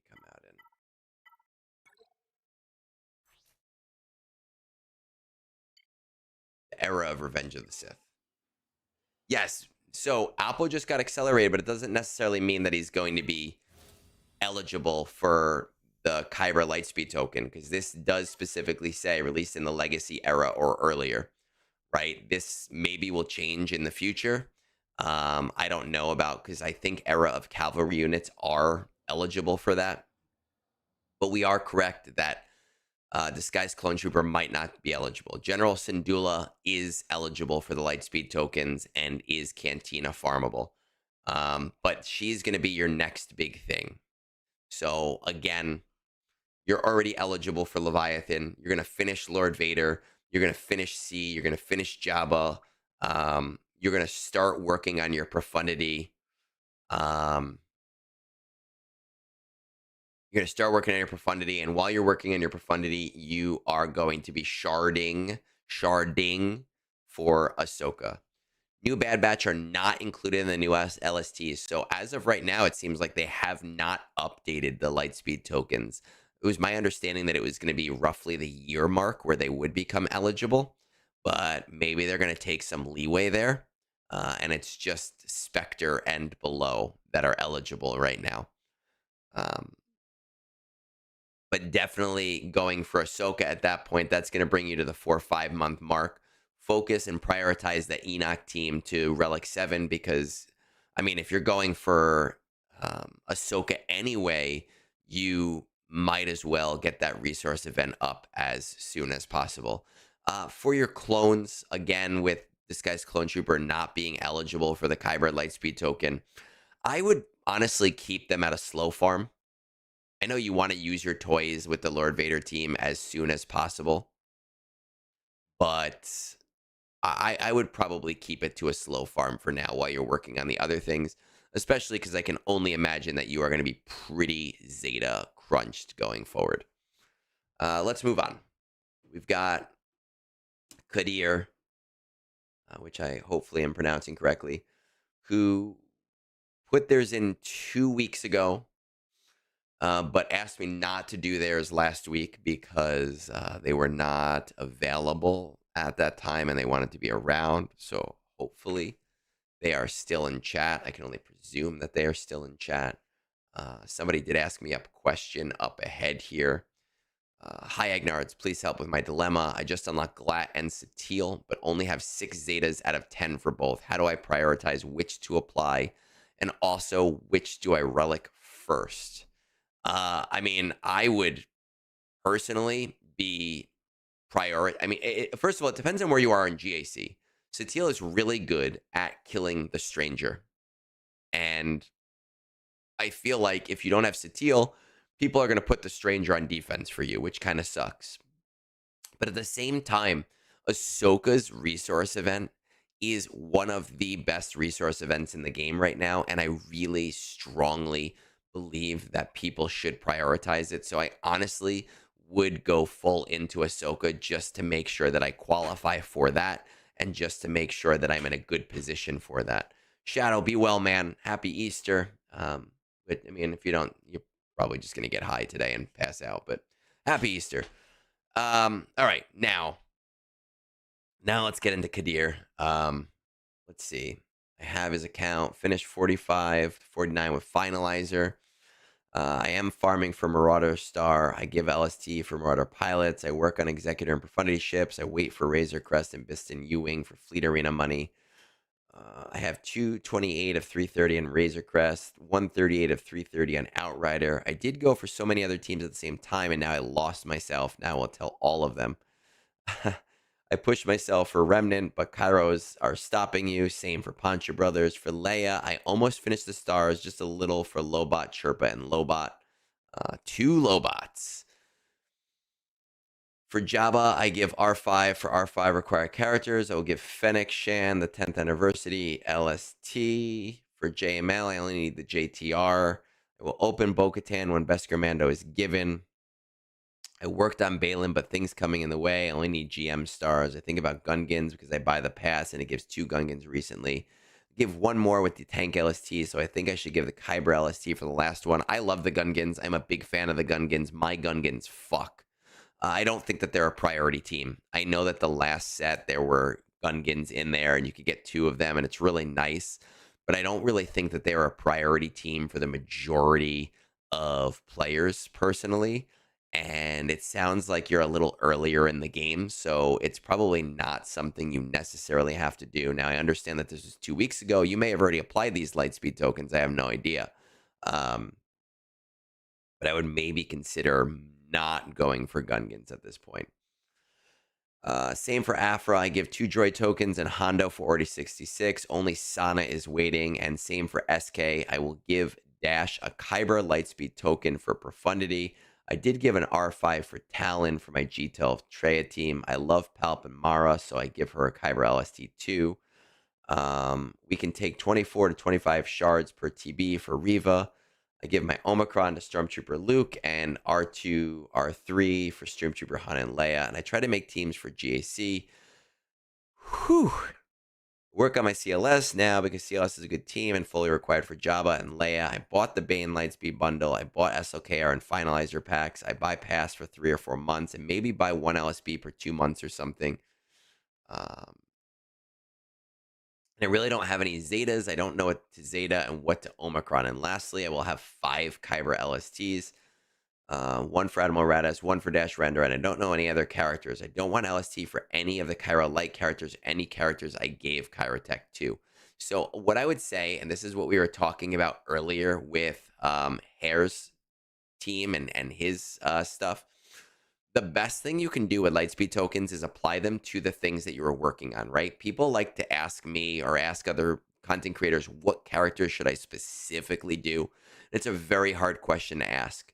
A very hard question to answer. It is very smart to do characters within the farms you're already working on, but the best farms to put them on are the characters that need Cantina energy, right? So if a character needs Cantina energy, it is a better choice so that you don't cut off signal data. I very much understand what you're saying about Kyro Light characters and not using LSTs on them, and I don't disagree with that. But in any upcoming farm, if you have a Cantina farm, don't be afraid to pull the trigger on that Lightspeed token, because the 2 weeks that you are not spending doing shards are 2 weeks that you can be spending doing signal data, and that signal data is infinitely more important than anything else. Based on where you are in the game, I am going to say that you are probably somewhere around 6 million GP. Let's see, 4 million GP. So based on what I have given, you're not in a bad place, but you are going to be Zeta crunched for a very long time. That's just the game. The game is being Zeta crunched. That's it. But so when I look at your paragraph that you sent me with everything on there, you're like, I'm going for Balin, I'm going for Afra, I'm going for Leia. I love SK because I love the Mara J squad. When you are pushing that wide of a net or casting that wide of a net, you are going to find yourself more Zeta starved than ever before, because you're working on so many teams at once. You don't have the time to apply the Zetas needed for those teams. You are going to be digging yourself bigger and bigger into a hole. One of the tenets that I have of farming is don't speed up things that are not limiting you. So what that means is don't waste crystals on, I'm just going to say this as an example, not as an actual thing. Don't waste crystals speeding up Jabba if you have 0 Zetas to apply to Jabba. Because if you get Jabba tomorrow with 0 Zetas, Jabba is useless. That's a trap that a lot of players fall into, is putting themselves in a position where they're speeding up things and they're not actually getting that much out of it. So that is just something to consider here. Looking at where you are, we're hitting 41 with endurance. Right now, we just have SLKR unlocked. I don't think Leia's not unlocked yet. You just have the shards done for the Leia character, the characters needed for Leia. For our ships, we only have the 4 ships here. I would really like to see you getting a little bit more out of this ship-wise and being able to get more crystals per day. Let's see. Yeah, the small accounts, working with people, Omegas are a crunch. They are very much a crunch for those players.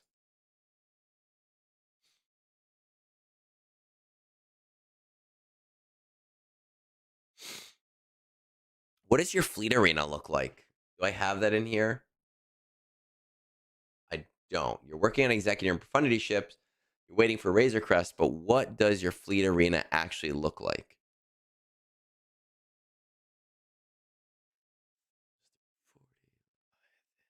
Leia. Oh man, we are far. Just Lobot Lando. Yeah, man, you are all over the place. I know you want to get all of these things. You want to get Bo-Katan. You want to get Afra. You want to get Starkiller. And here's what I'm going to tell you. When I give you a plan, you can choose to do whatever you want. You can slot in whatever you want. Ugh, whenever you want. So if you're like, man, he gave me this efficient plan, but it's not like I want to throw Starkiller in here, then great, do that. It'll slow you down, but do it. Like, have fun. It is a game. Okay.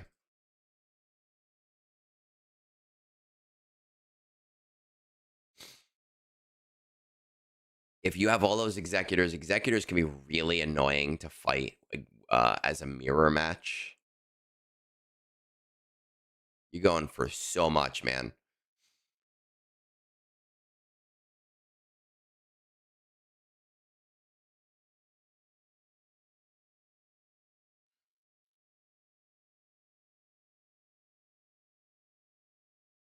Don't have the other one. Okay, so you need the bounty hunter ships, right?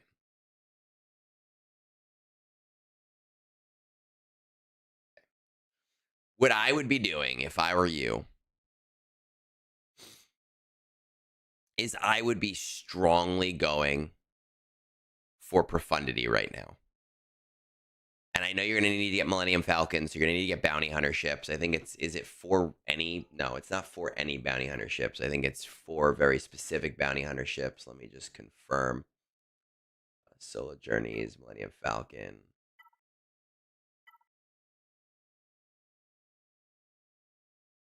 Any bounty hunter ships? I guess there was just only 4 bounty hunter ships in the game at the time when this came out. I'm surprised by that. Okay.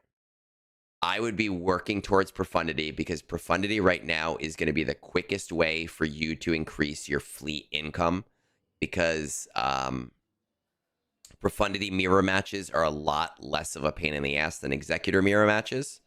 And you will be able to destroy any executors. So hopefully you'll be able to get at least into the top 10, even with like a 5-star profundity. I would be pushing as much as I can. Yeah, I guess when Milk first came out, there was just only 4 bounty hunter ships.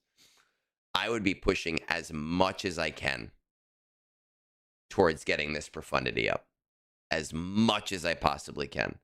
This should be the most important thing to you right now is getting this up more than anything else. Right? Because right now you're getting 50 shards a day from Fleet Arena. You get profundity up. If your Fleet Arena stays the same, you'll be getting a minimum of 200 crystals per day. But hopefully more like 300 to 400 crystals per day. And that is a game changer for players. This is your priority. Make work your favorite. Work is your new favorite. This is your priority now, is you want profundity more than anything else. The good news is that because it's a fleet, you don't even have to spend Zetas until like towards the end when you're like, oh, you know what? I do want to speed up the fleet a little bit, but you want profundity. And while you're at it, just in case you haven't, okay, perfect. Your TIE Bomber is already 7 stars because TIE Bomber is really strong with profundity in those mirror matches. Profundity is your most important thing right now. Jabba, Leia, where's Leia? Let's see. Getting close here. Luke, you need 500. Okay. This Wampa is 7 star. Hermit Yoda is 7 star. Jabba's a little bit further. If I were you, profundity becomes your most important thing. Leia becomes your second most important thing. Jabba becomes your third most important thing. Now, obviously, you need Jedi Knight Luke for Jabba, and that's completely and 100% fine, right? But those should be your 3 most important farms. For right now, I strongly recommend not casting a wider net and going into the other teams and saying, oh, I want SK. Oh, I want Bo-Katan. You could do the token and get it ready to do it, but you just do not have the Zetas right now for that. And these are teams that will fundamentally help you in GAC. They will fundamentally help you in TB. They will fundamentally help you get further resources, right? You will get more. You will get more from this than anything else. Bo, no, fuck Bo. We don't give a shit about Bo. Bo doesn't give you anything. Great, like you need one more character to get Bo, right? Beskar Mando, which you're going to be getting anyway pretty soon. But you need all of these Zetas. You have to have 2 Zetas on pause. You need all of the Zetas on Bo-Katan. You just don't have the Zetas for this project right now. And she doesn't give you anything. You get jack shit from it. What do you get? You get like 25 fucking get 3 if your guild is doing that battle on Tatooine. Get fucked. It doesn't mean anything. Profundity is going to give you fleet crystals. Leia has an event. It's not an amazing event, but it's an event. It does give you Omicrons and some relic materials, even though it's jack shit. Jabba gives you Smuggler's Run too. Those things are important for you.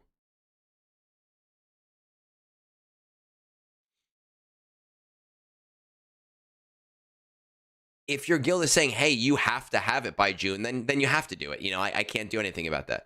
A better guild, it's a 4 million account. Yes, you might find a guild that you're very lucky to be in and a guild that is able to push you a little bit further. That's fine. And if you're able to do that, great. But it's not this big crazy thing for a 4 million account to be in a 280 million GP guild. The Leia amount, the Leia event, man, the Leia event is shit. It is the worst.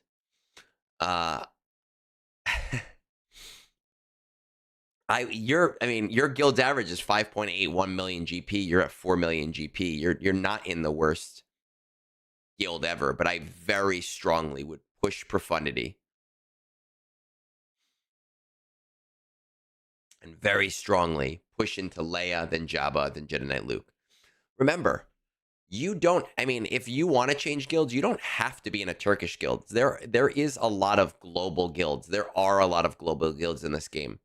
There are people in my guild in Japan. There are people in my guild in Germany. There are people in my guild in France. There are people in California. There are people in the Philippines. There are people like me in New Jersey. There are people all over the place. Yeah, it's a 4 million GP guild. That's not. It's a 4 million GP account. It's not a bad account. but it's not focused, and we need to get you focused. Profundity is your new favorite. Profundity, Leia, Jabba. Profundity, Leia, Jabba. Nothing else. Now, if you want to do other things, great, do them. That's fine. It's your account. It's your game. It's your fun. Right?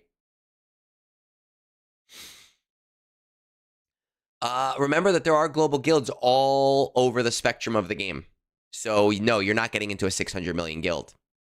Maybe there's a 350 guild that wants you. I'm not telling you to leave your guild. I think you're in a guild that's right around where a player like you should be. But there are guilds that just they're happy with a guild that goes and gets you your 600 tickets. There are guilds that they're super happy with just that. And maybe you find that. But I think your guild is the right size for you. But I don't have anything else really to tell you, man. It's Profundity, Leia, Jabba. Nothing else. Focus. Hone in on the important things. Once you have Profundity, and don't forget to slow farm Rogue One too, right? Because it's not a requirement, but it's an important ship. And I know it does really well at 3 stars, but I'd still slow farm it to get it stronger.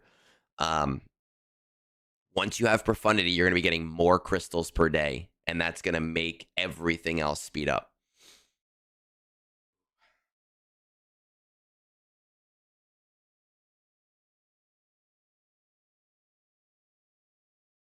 Oh my God. I'm going to step out to get a tissue real quick, but if you have any other questions, I will answer them right after.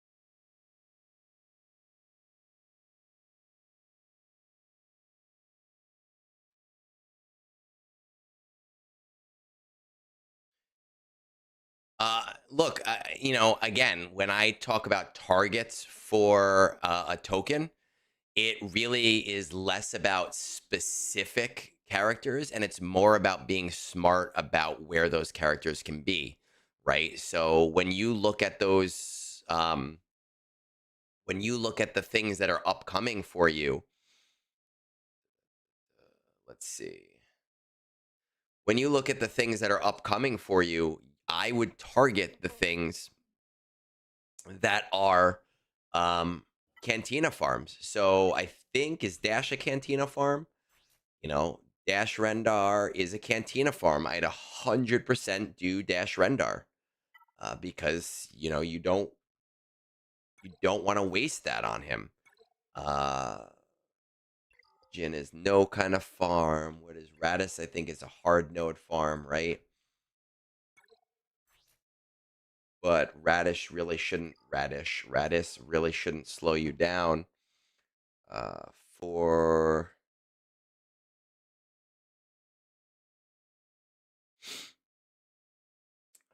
what do we have? Lando and Lobot. Lando. I wish I could search by Cantina Farm. Lando. Lando is an old character. I don't know how close you are to Lando. He's an old character. He's not Kyrotech hungry. But if you are at 0 of 100, I'd maybe consider him for one because he's a Cantina farm. If you're at like 50 of 100, I wouldn't do it. Then it's a waste. But if it's like 0 of 100, I'd consider that very strongly. Chief Chirpa, the same thing. You have him at 5 stars. It's an old character. It's not a Kyrotech character, but it's a Cantina farm. Don't cut off your signal data. Use one on Chief Chirpa. to not cut off your signal data. Jabba. What do we have for Jabba?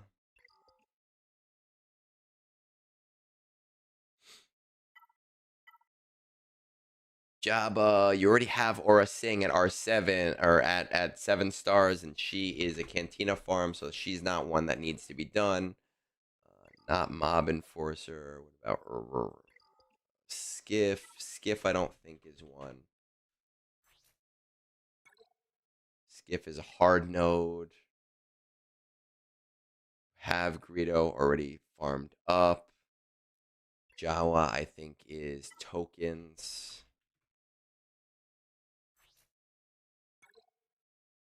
Jawa is a hard node. Jedi Knight Luke, is there anybody that still needs shards? Well, Lando you'd be working on. I'm just calling things out, man. If you are already eligible, then it's not that big of a deal. Then you don't do that one, obviously. Qursatan is at 6 stars. Look, Qursatan is a relic 5 requirement. You are gonna want Qursatan higher than that. If you are swimming in lightspeed tokens, if he's at 0 of 100, I would definitely use one on him. You're not going to want him sitting at 6 stars. You're not going to want that at all. You're not going to want him at 5, at relic 5. You're going to want him at least relic 7. But the major thing you want to do is, are they a Cantina farm first? Once you have finished the Cantina farms, are they a new age character?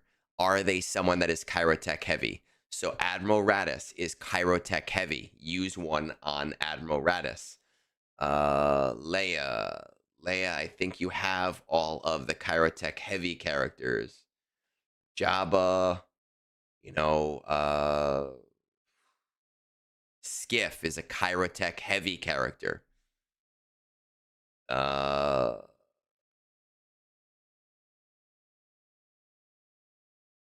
going to go Jedi Knight Luke after that. You may consider going Jedi Master Luke after that, but, you're looking at time.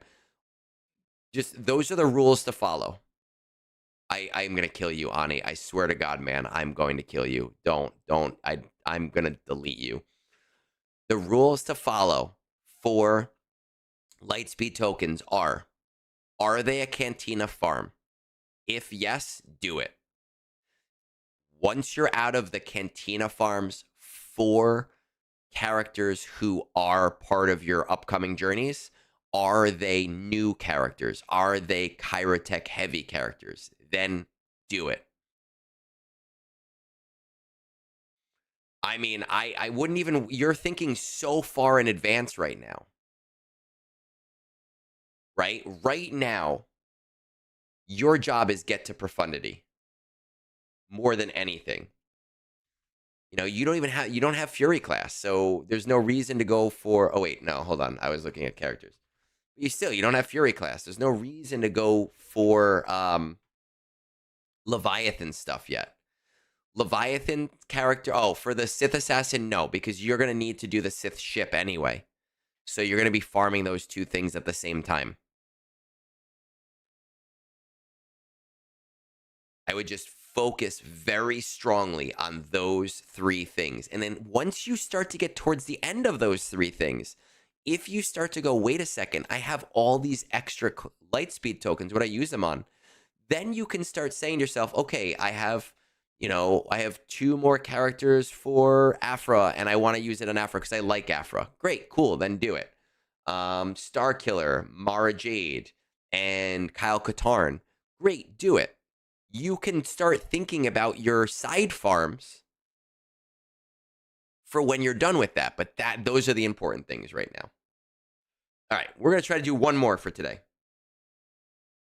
We have Fiery, who I believe is here. I saw him before. 2, 17, 0, 0.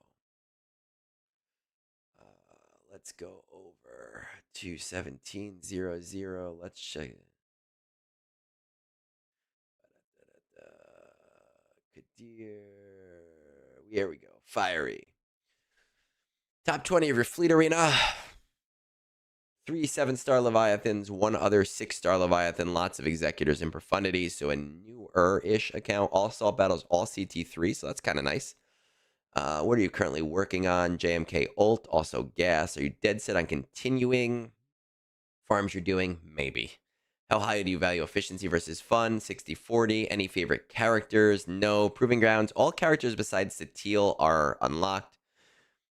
Which conquest characters, if any, should I relic that can give me immediate benefits? Next step: Strangers, Maz, Balin, or Leia. We'll get 5 LSTs from Andor event soon. So again, Fiery, you heard me tell Kadir exactly what to do with Kyber Lightspeed tokens. So I'm not going to really touch on who you should Kyber Lightspeed token. You have the rules. You understand those rules. GAC favorite mode, current bottlenecks, mods, and signal data. Mods will always be a bottleneck. I have a video on mod filters. I am probably going to do a new video with more restrictive mod filters for really pushing your mods to the next level. Signal data is always going to be a bottleneck. Just, it's the reality of it. That's why I buy that $14.99 crystal pack literally every single time.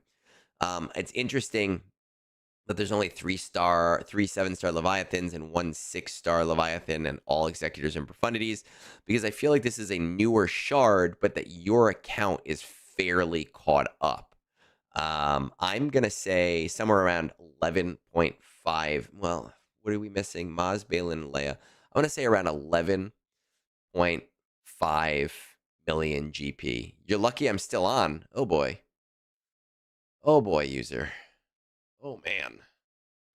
Let's see what we're doing. 11.5 million, 9.6. So actually pretty good. Kind of spot on there with where you need to be. Now, do you actually have them all maxed? No, you're a liar. You do not have Imperial Remnant maxed, and that's okay. R7 is fine. Battling for Naboo, you do have these guys at R9. Thank God, because that would be upsetting to me. 1, 2, 3. It's interesting. Only 3 GLs, almost 10 million GP. How do I balance mod map farming versus new mod farming? I spend almost all of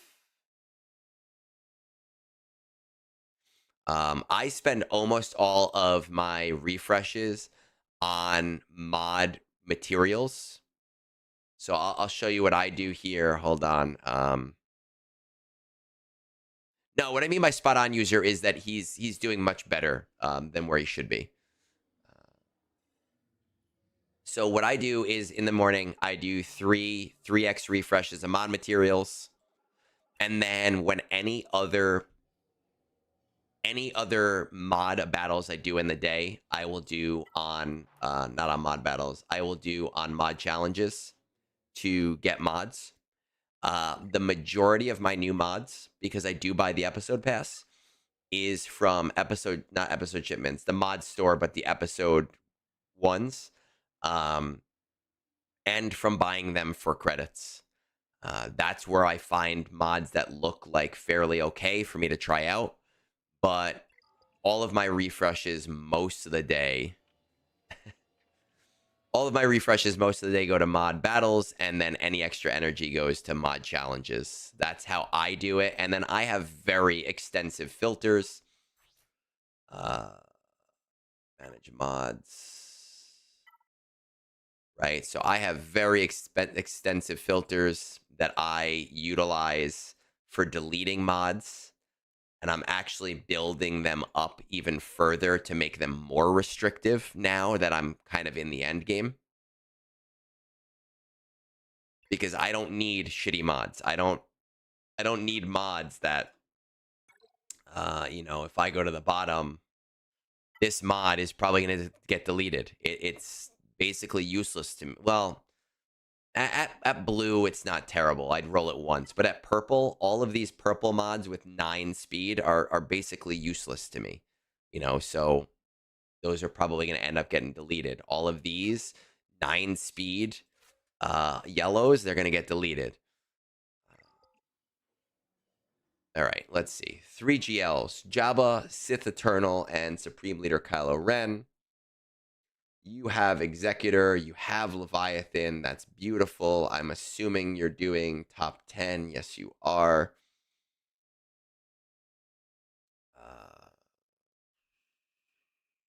Your tracker.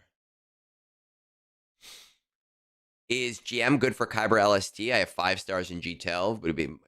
Look, Great Mothers is great for a Lightspeed token because GM is a Cantina farm. But you're not going to be able to use that team because you can't fucking Zeta it. And you need Zetas.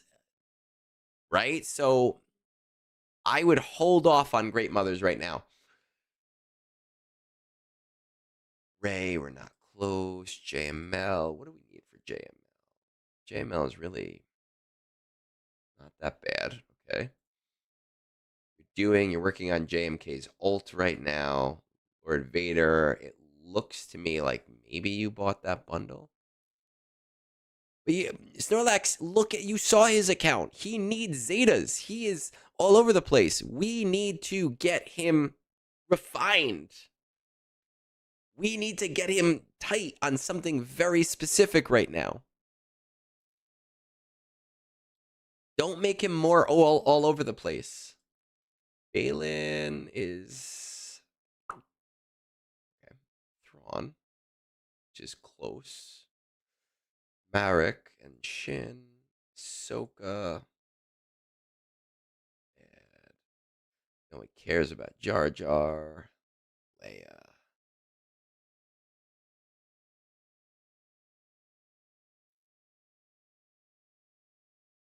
Let's see with Profundity. All right, let's check out. What are our new Conquest units at? You have the Stranger, but you have no Zetas on him.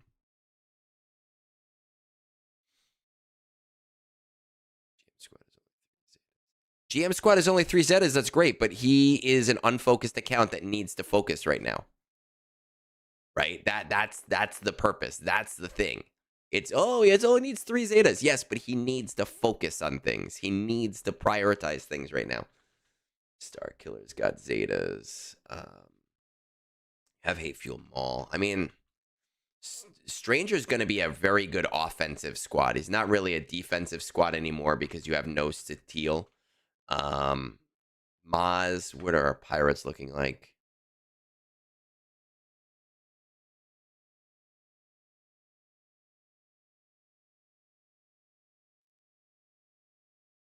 Pirates.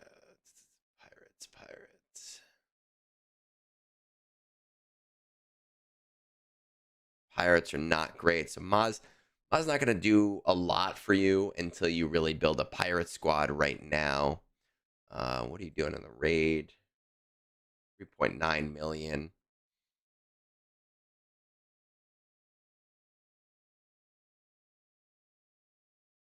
Seems like your guild is kind of in where it needs to be for the raid. Let me pull up Discord again so that I can actually see Stranger, Maz, Balin, or Leia. I would say it makes sense to do Star Killer. I definitely think it makes sense to do Star Killer. You already have, not Star Killer, sorry, the Stranger. You already have Star Killer. You have a usable Maul. Maul is even usable at 4 and 5 stars. Maz is okay, but Maz's major use is Lord Vader's. Now that the Uber set is gone, it works again against Lord Vader. But with Relic Delta, it's very iffy unless you go very hard on that squad. So, I mean, unless you're planning to bring that squad to full R7 plus, you're probably not going to get a ton of use out of it right now. I think that prioritizing your big farms is always one of the smart things that a player can do. And with the time and effort it would take to bring Maz up, it's going to take you the same time and effort to get something like Leia up. And at that point, why wouldn't you just get Leia up? Because Leia is this offensive powerhouse that can take out almost anything.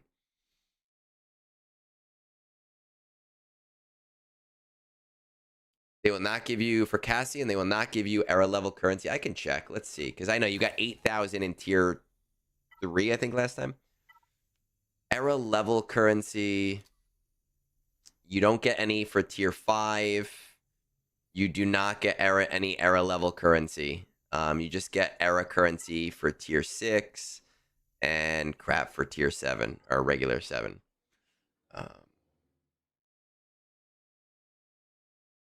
I would definitely do Stranger because you'll get short-term use out of Stranger.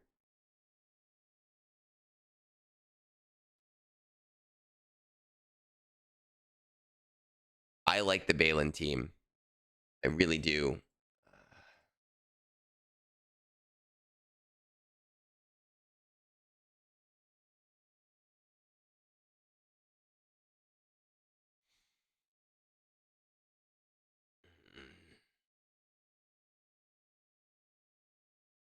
Those R9s are going to hurt. They, I don't think I normally tell people to finish fleets before they actually need them. I don't know if Profundity is the right choice for you right now. How are your clones?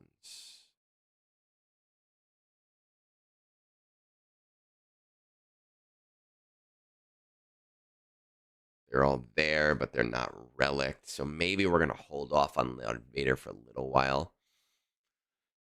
Am I excited for Cassian? I am. I'm excited that Coliseum might not suck for a little while because my team can actually do things. I am very excited for Cassian. The team looks fun, honestly.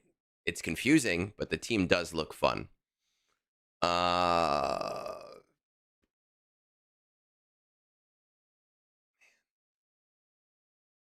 Okay.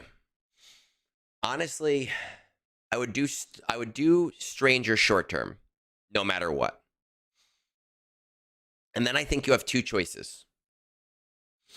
Leia, no matter what, should be right after Stranger. So Leia, Stranger, no matter what. After that, you can either go Ahsoka Balin or Balin Ahsoka. My preference is Ahsoka Balin. However, I see a pretty good reason for going Balin Ahsoka, and that's because you don't have any of the Relic 9s needed for Ahsoka, and this will give you some time to get the Relic 8 and Relic 9 material that you need for these 3 right here. So I would probably say, unless you are swimming in Relic 8 and 9 material right now, that you should go finish Stranger's team, Leia, Balin, Ahsoka. Ahsoka has one of the best resource events in the game right now for basically everything that you could possibly need. So it is something that you should not be sleeping on. The team, not super great without Ezra, but you said you have them all other than Satele. Your Ezra's not leveled up yet. That's okay. It doesn't need to be leveled up until you start really getting serious into Ahsoka. Because if I remember, you do not have Rey anyway, so he's kind of useless to you as is. So as you're finishing up Ahsoka, you're getting Ezra. That'll be that next conquest unit there. After that, I mean, I don't know how much you spend. I don't know what your plan is for that stuff, but I could see this taking 5 to 6 months for, the average player. Maybe a little bit less because it does look like you're getting the 5 Kyber LSTs here. And I think you actually said that over here as well. But that is definitely the path that I would take going forward. Maz don't commit to Maz until you are ready to fully commit to that team. And I just don't think you'll get as much out of Maz as you will out of these other things. So it makes more sense to go after these other things. Does that make sense?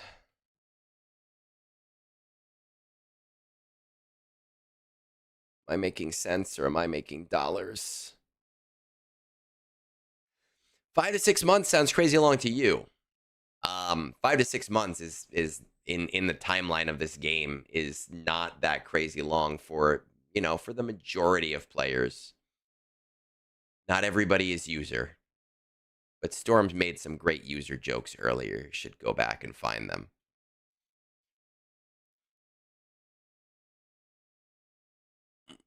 Yeah, Stranger Leia, definitely. And like I said, I would prefer Ahsoka than Balin, but I think because of the constraints on Relic 8 and Relic 9, that you're going to end up going Balin and then Ahsoka, and that it won't slow you down literally at all.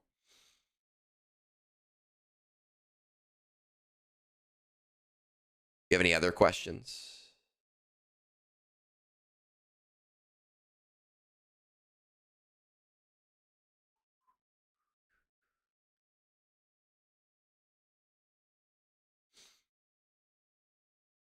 Five, 6 is tomorrow.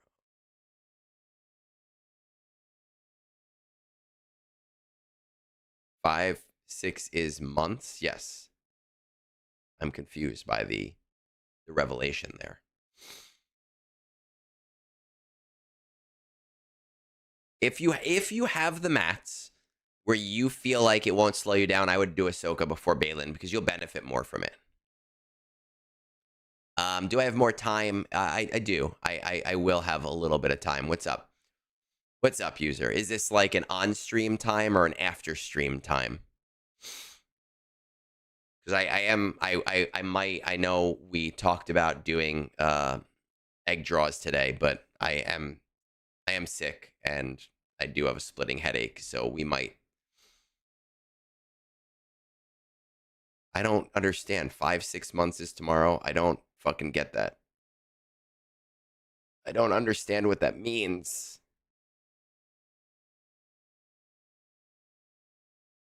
You buy the packs. That's how you do it. You depends if you have the era pass, you might have a surplus because you are way. Oh shit, that's right, user. You are correct. And I know we were talking about that. Let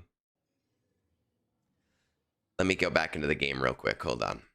So for Cassian, if you have the episode track and you bought that, you're getting the bonus rewards. And next month, you'll start getting the other stuff. But the reality is, CG wants to funnel you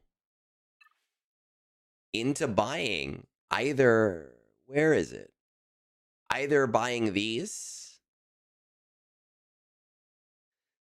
or buying these. They want you buying those things.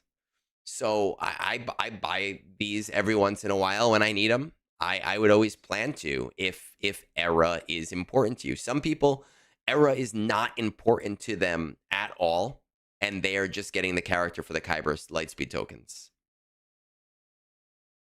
That's what their priority is. But I would not be afraid of buying these if era is also a priority. But also consider that the people around you in GP might not. It might not matter to them. They might not care. They might not. They might be doing the same exact thing you're doing, and you don't need to buy those at all. 41K crystals. Yeah, you could buy the crystal ones. There's crystal ones right here. Right there. I've had to buy a bunch of these packs this time around. All right. So we got one more thing. It's a birthday party. Hold on. Let me see if I can find this.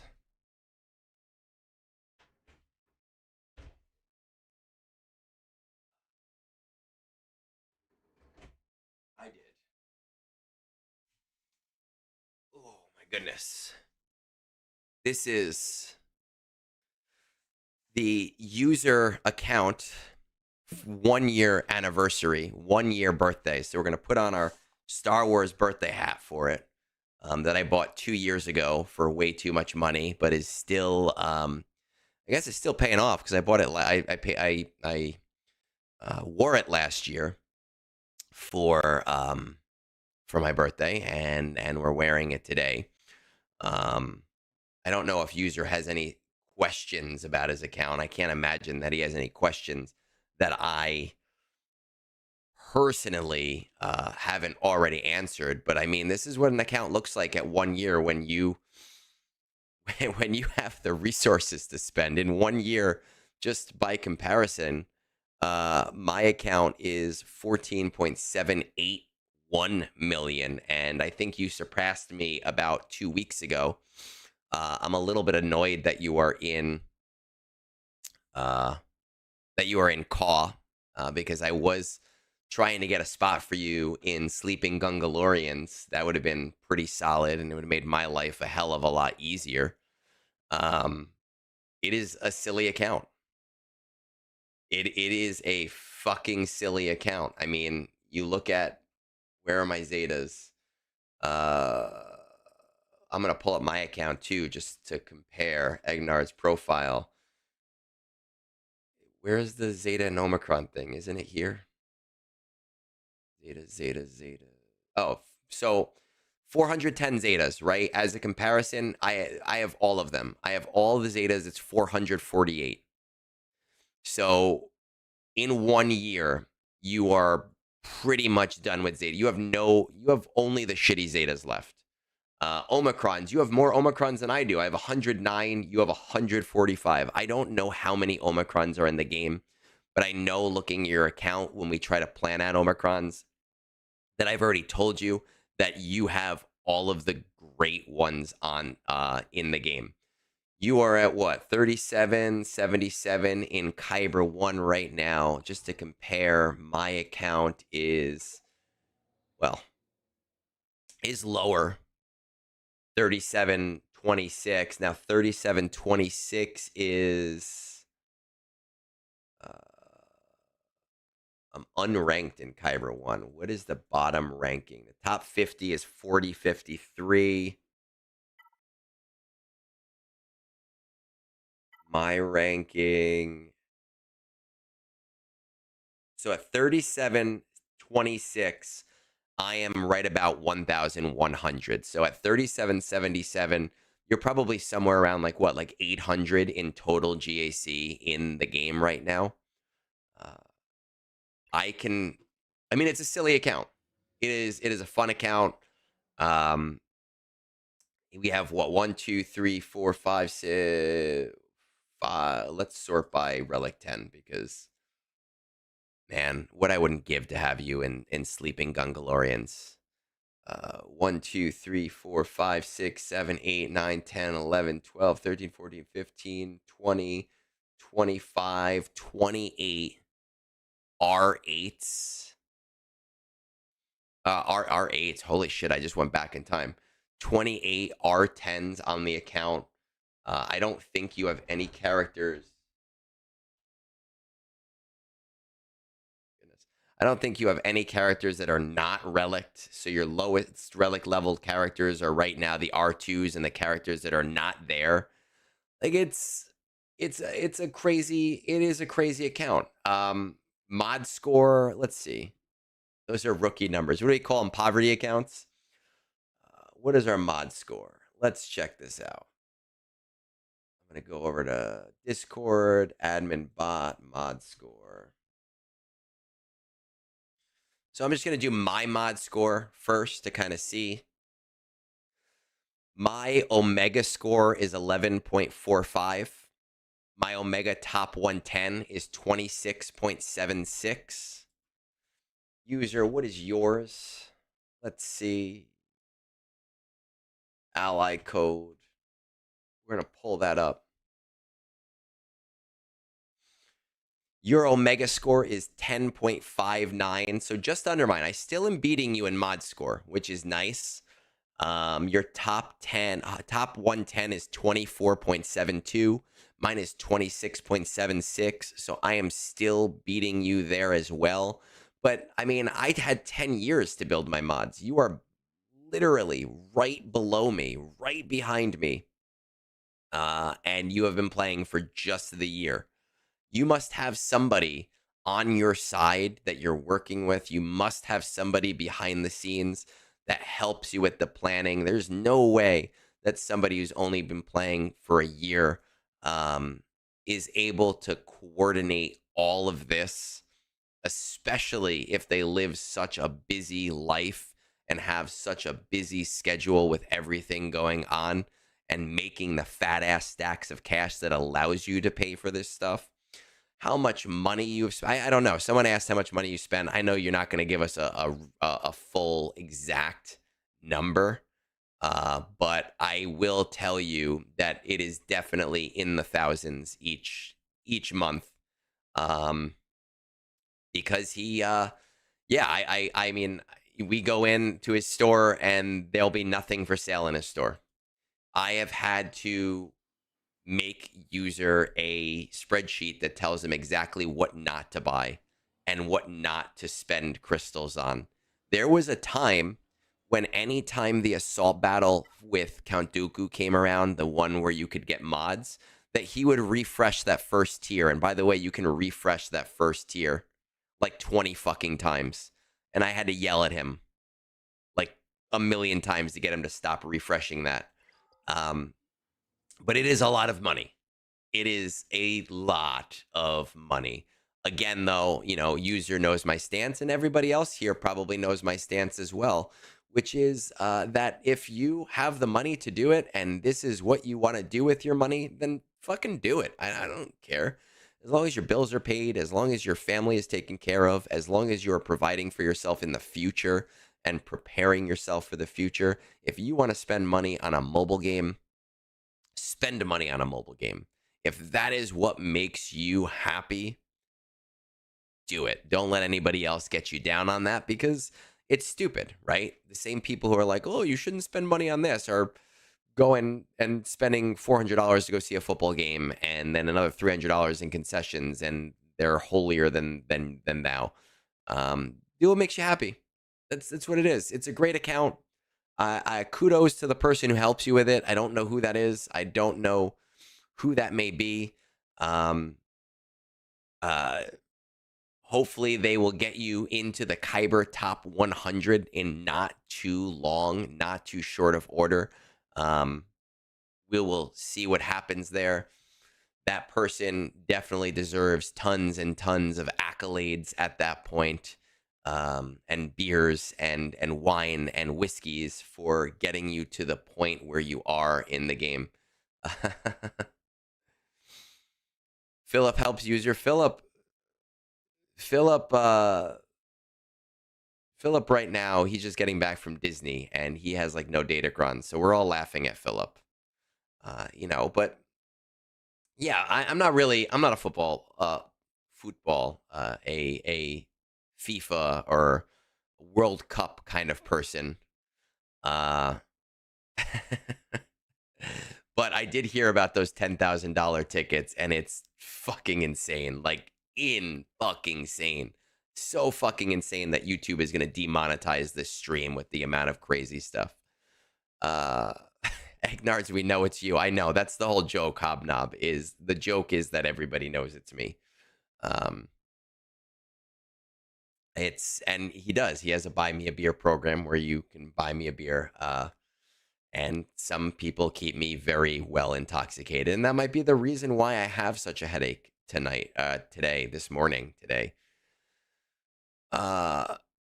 Well, that's the thing, Shara, right? Like, people get so holy about other people's money and how other people spend their money. I don't give a shit how you spend your money, as long as your bills are paid, as long as your family is provided for, and as long as you are thinking to the future and you believe that you are doing everything that you need to do for the future. I think that as long as those things are done, if a mobile game is what makes you happy, great. If playing golf makes you happy, then great. If ordering DoorDash every freaking night makes you happy, then do it, right? Like I read a lot of Reddit and people give a lot of people shit for anything. I saw one yesterday that was someone had a 100-inch TV, and somebody in the comments was like, okay, tell me, go ahead, try to justify a 100-inch TV. Who gives a shit? They had the money, they wanted it. Why is a 100-inch TV any different than a 70-inch TV? It's the same electrical components, it's just a little bit bigger. You got the money, who fucking cares? No, mind your own damn business. Spend on what you want to spend on. That's the world. That is Egnards TED Talk for today. We are gonna. I know I said we were gonna do egg draws this time, but I honestly do not feel great at all. And I do need to go take an Advil and see what is going on and whatever. So I'm probably gonna go do that.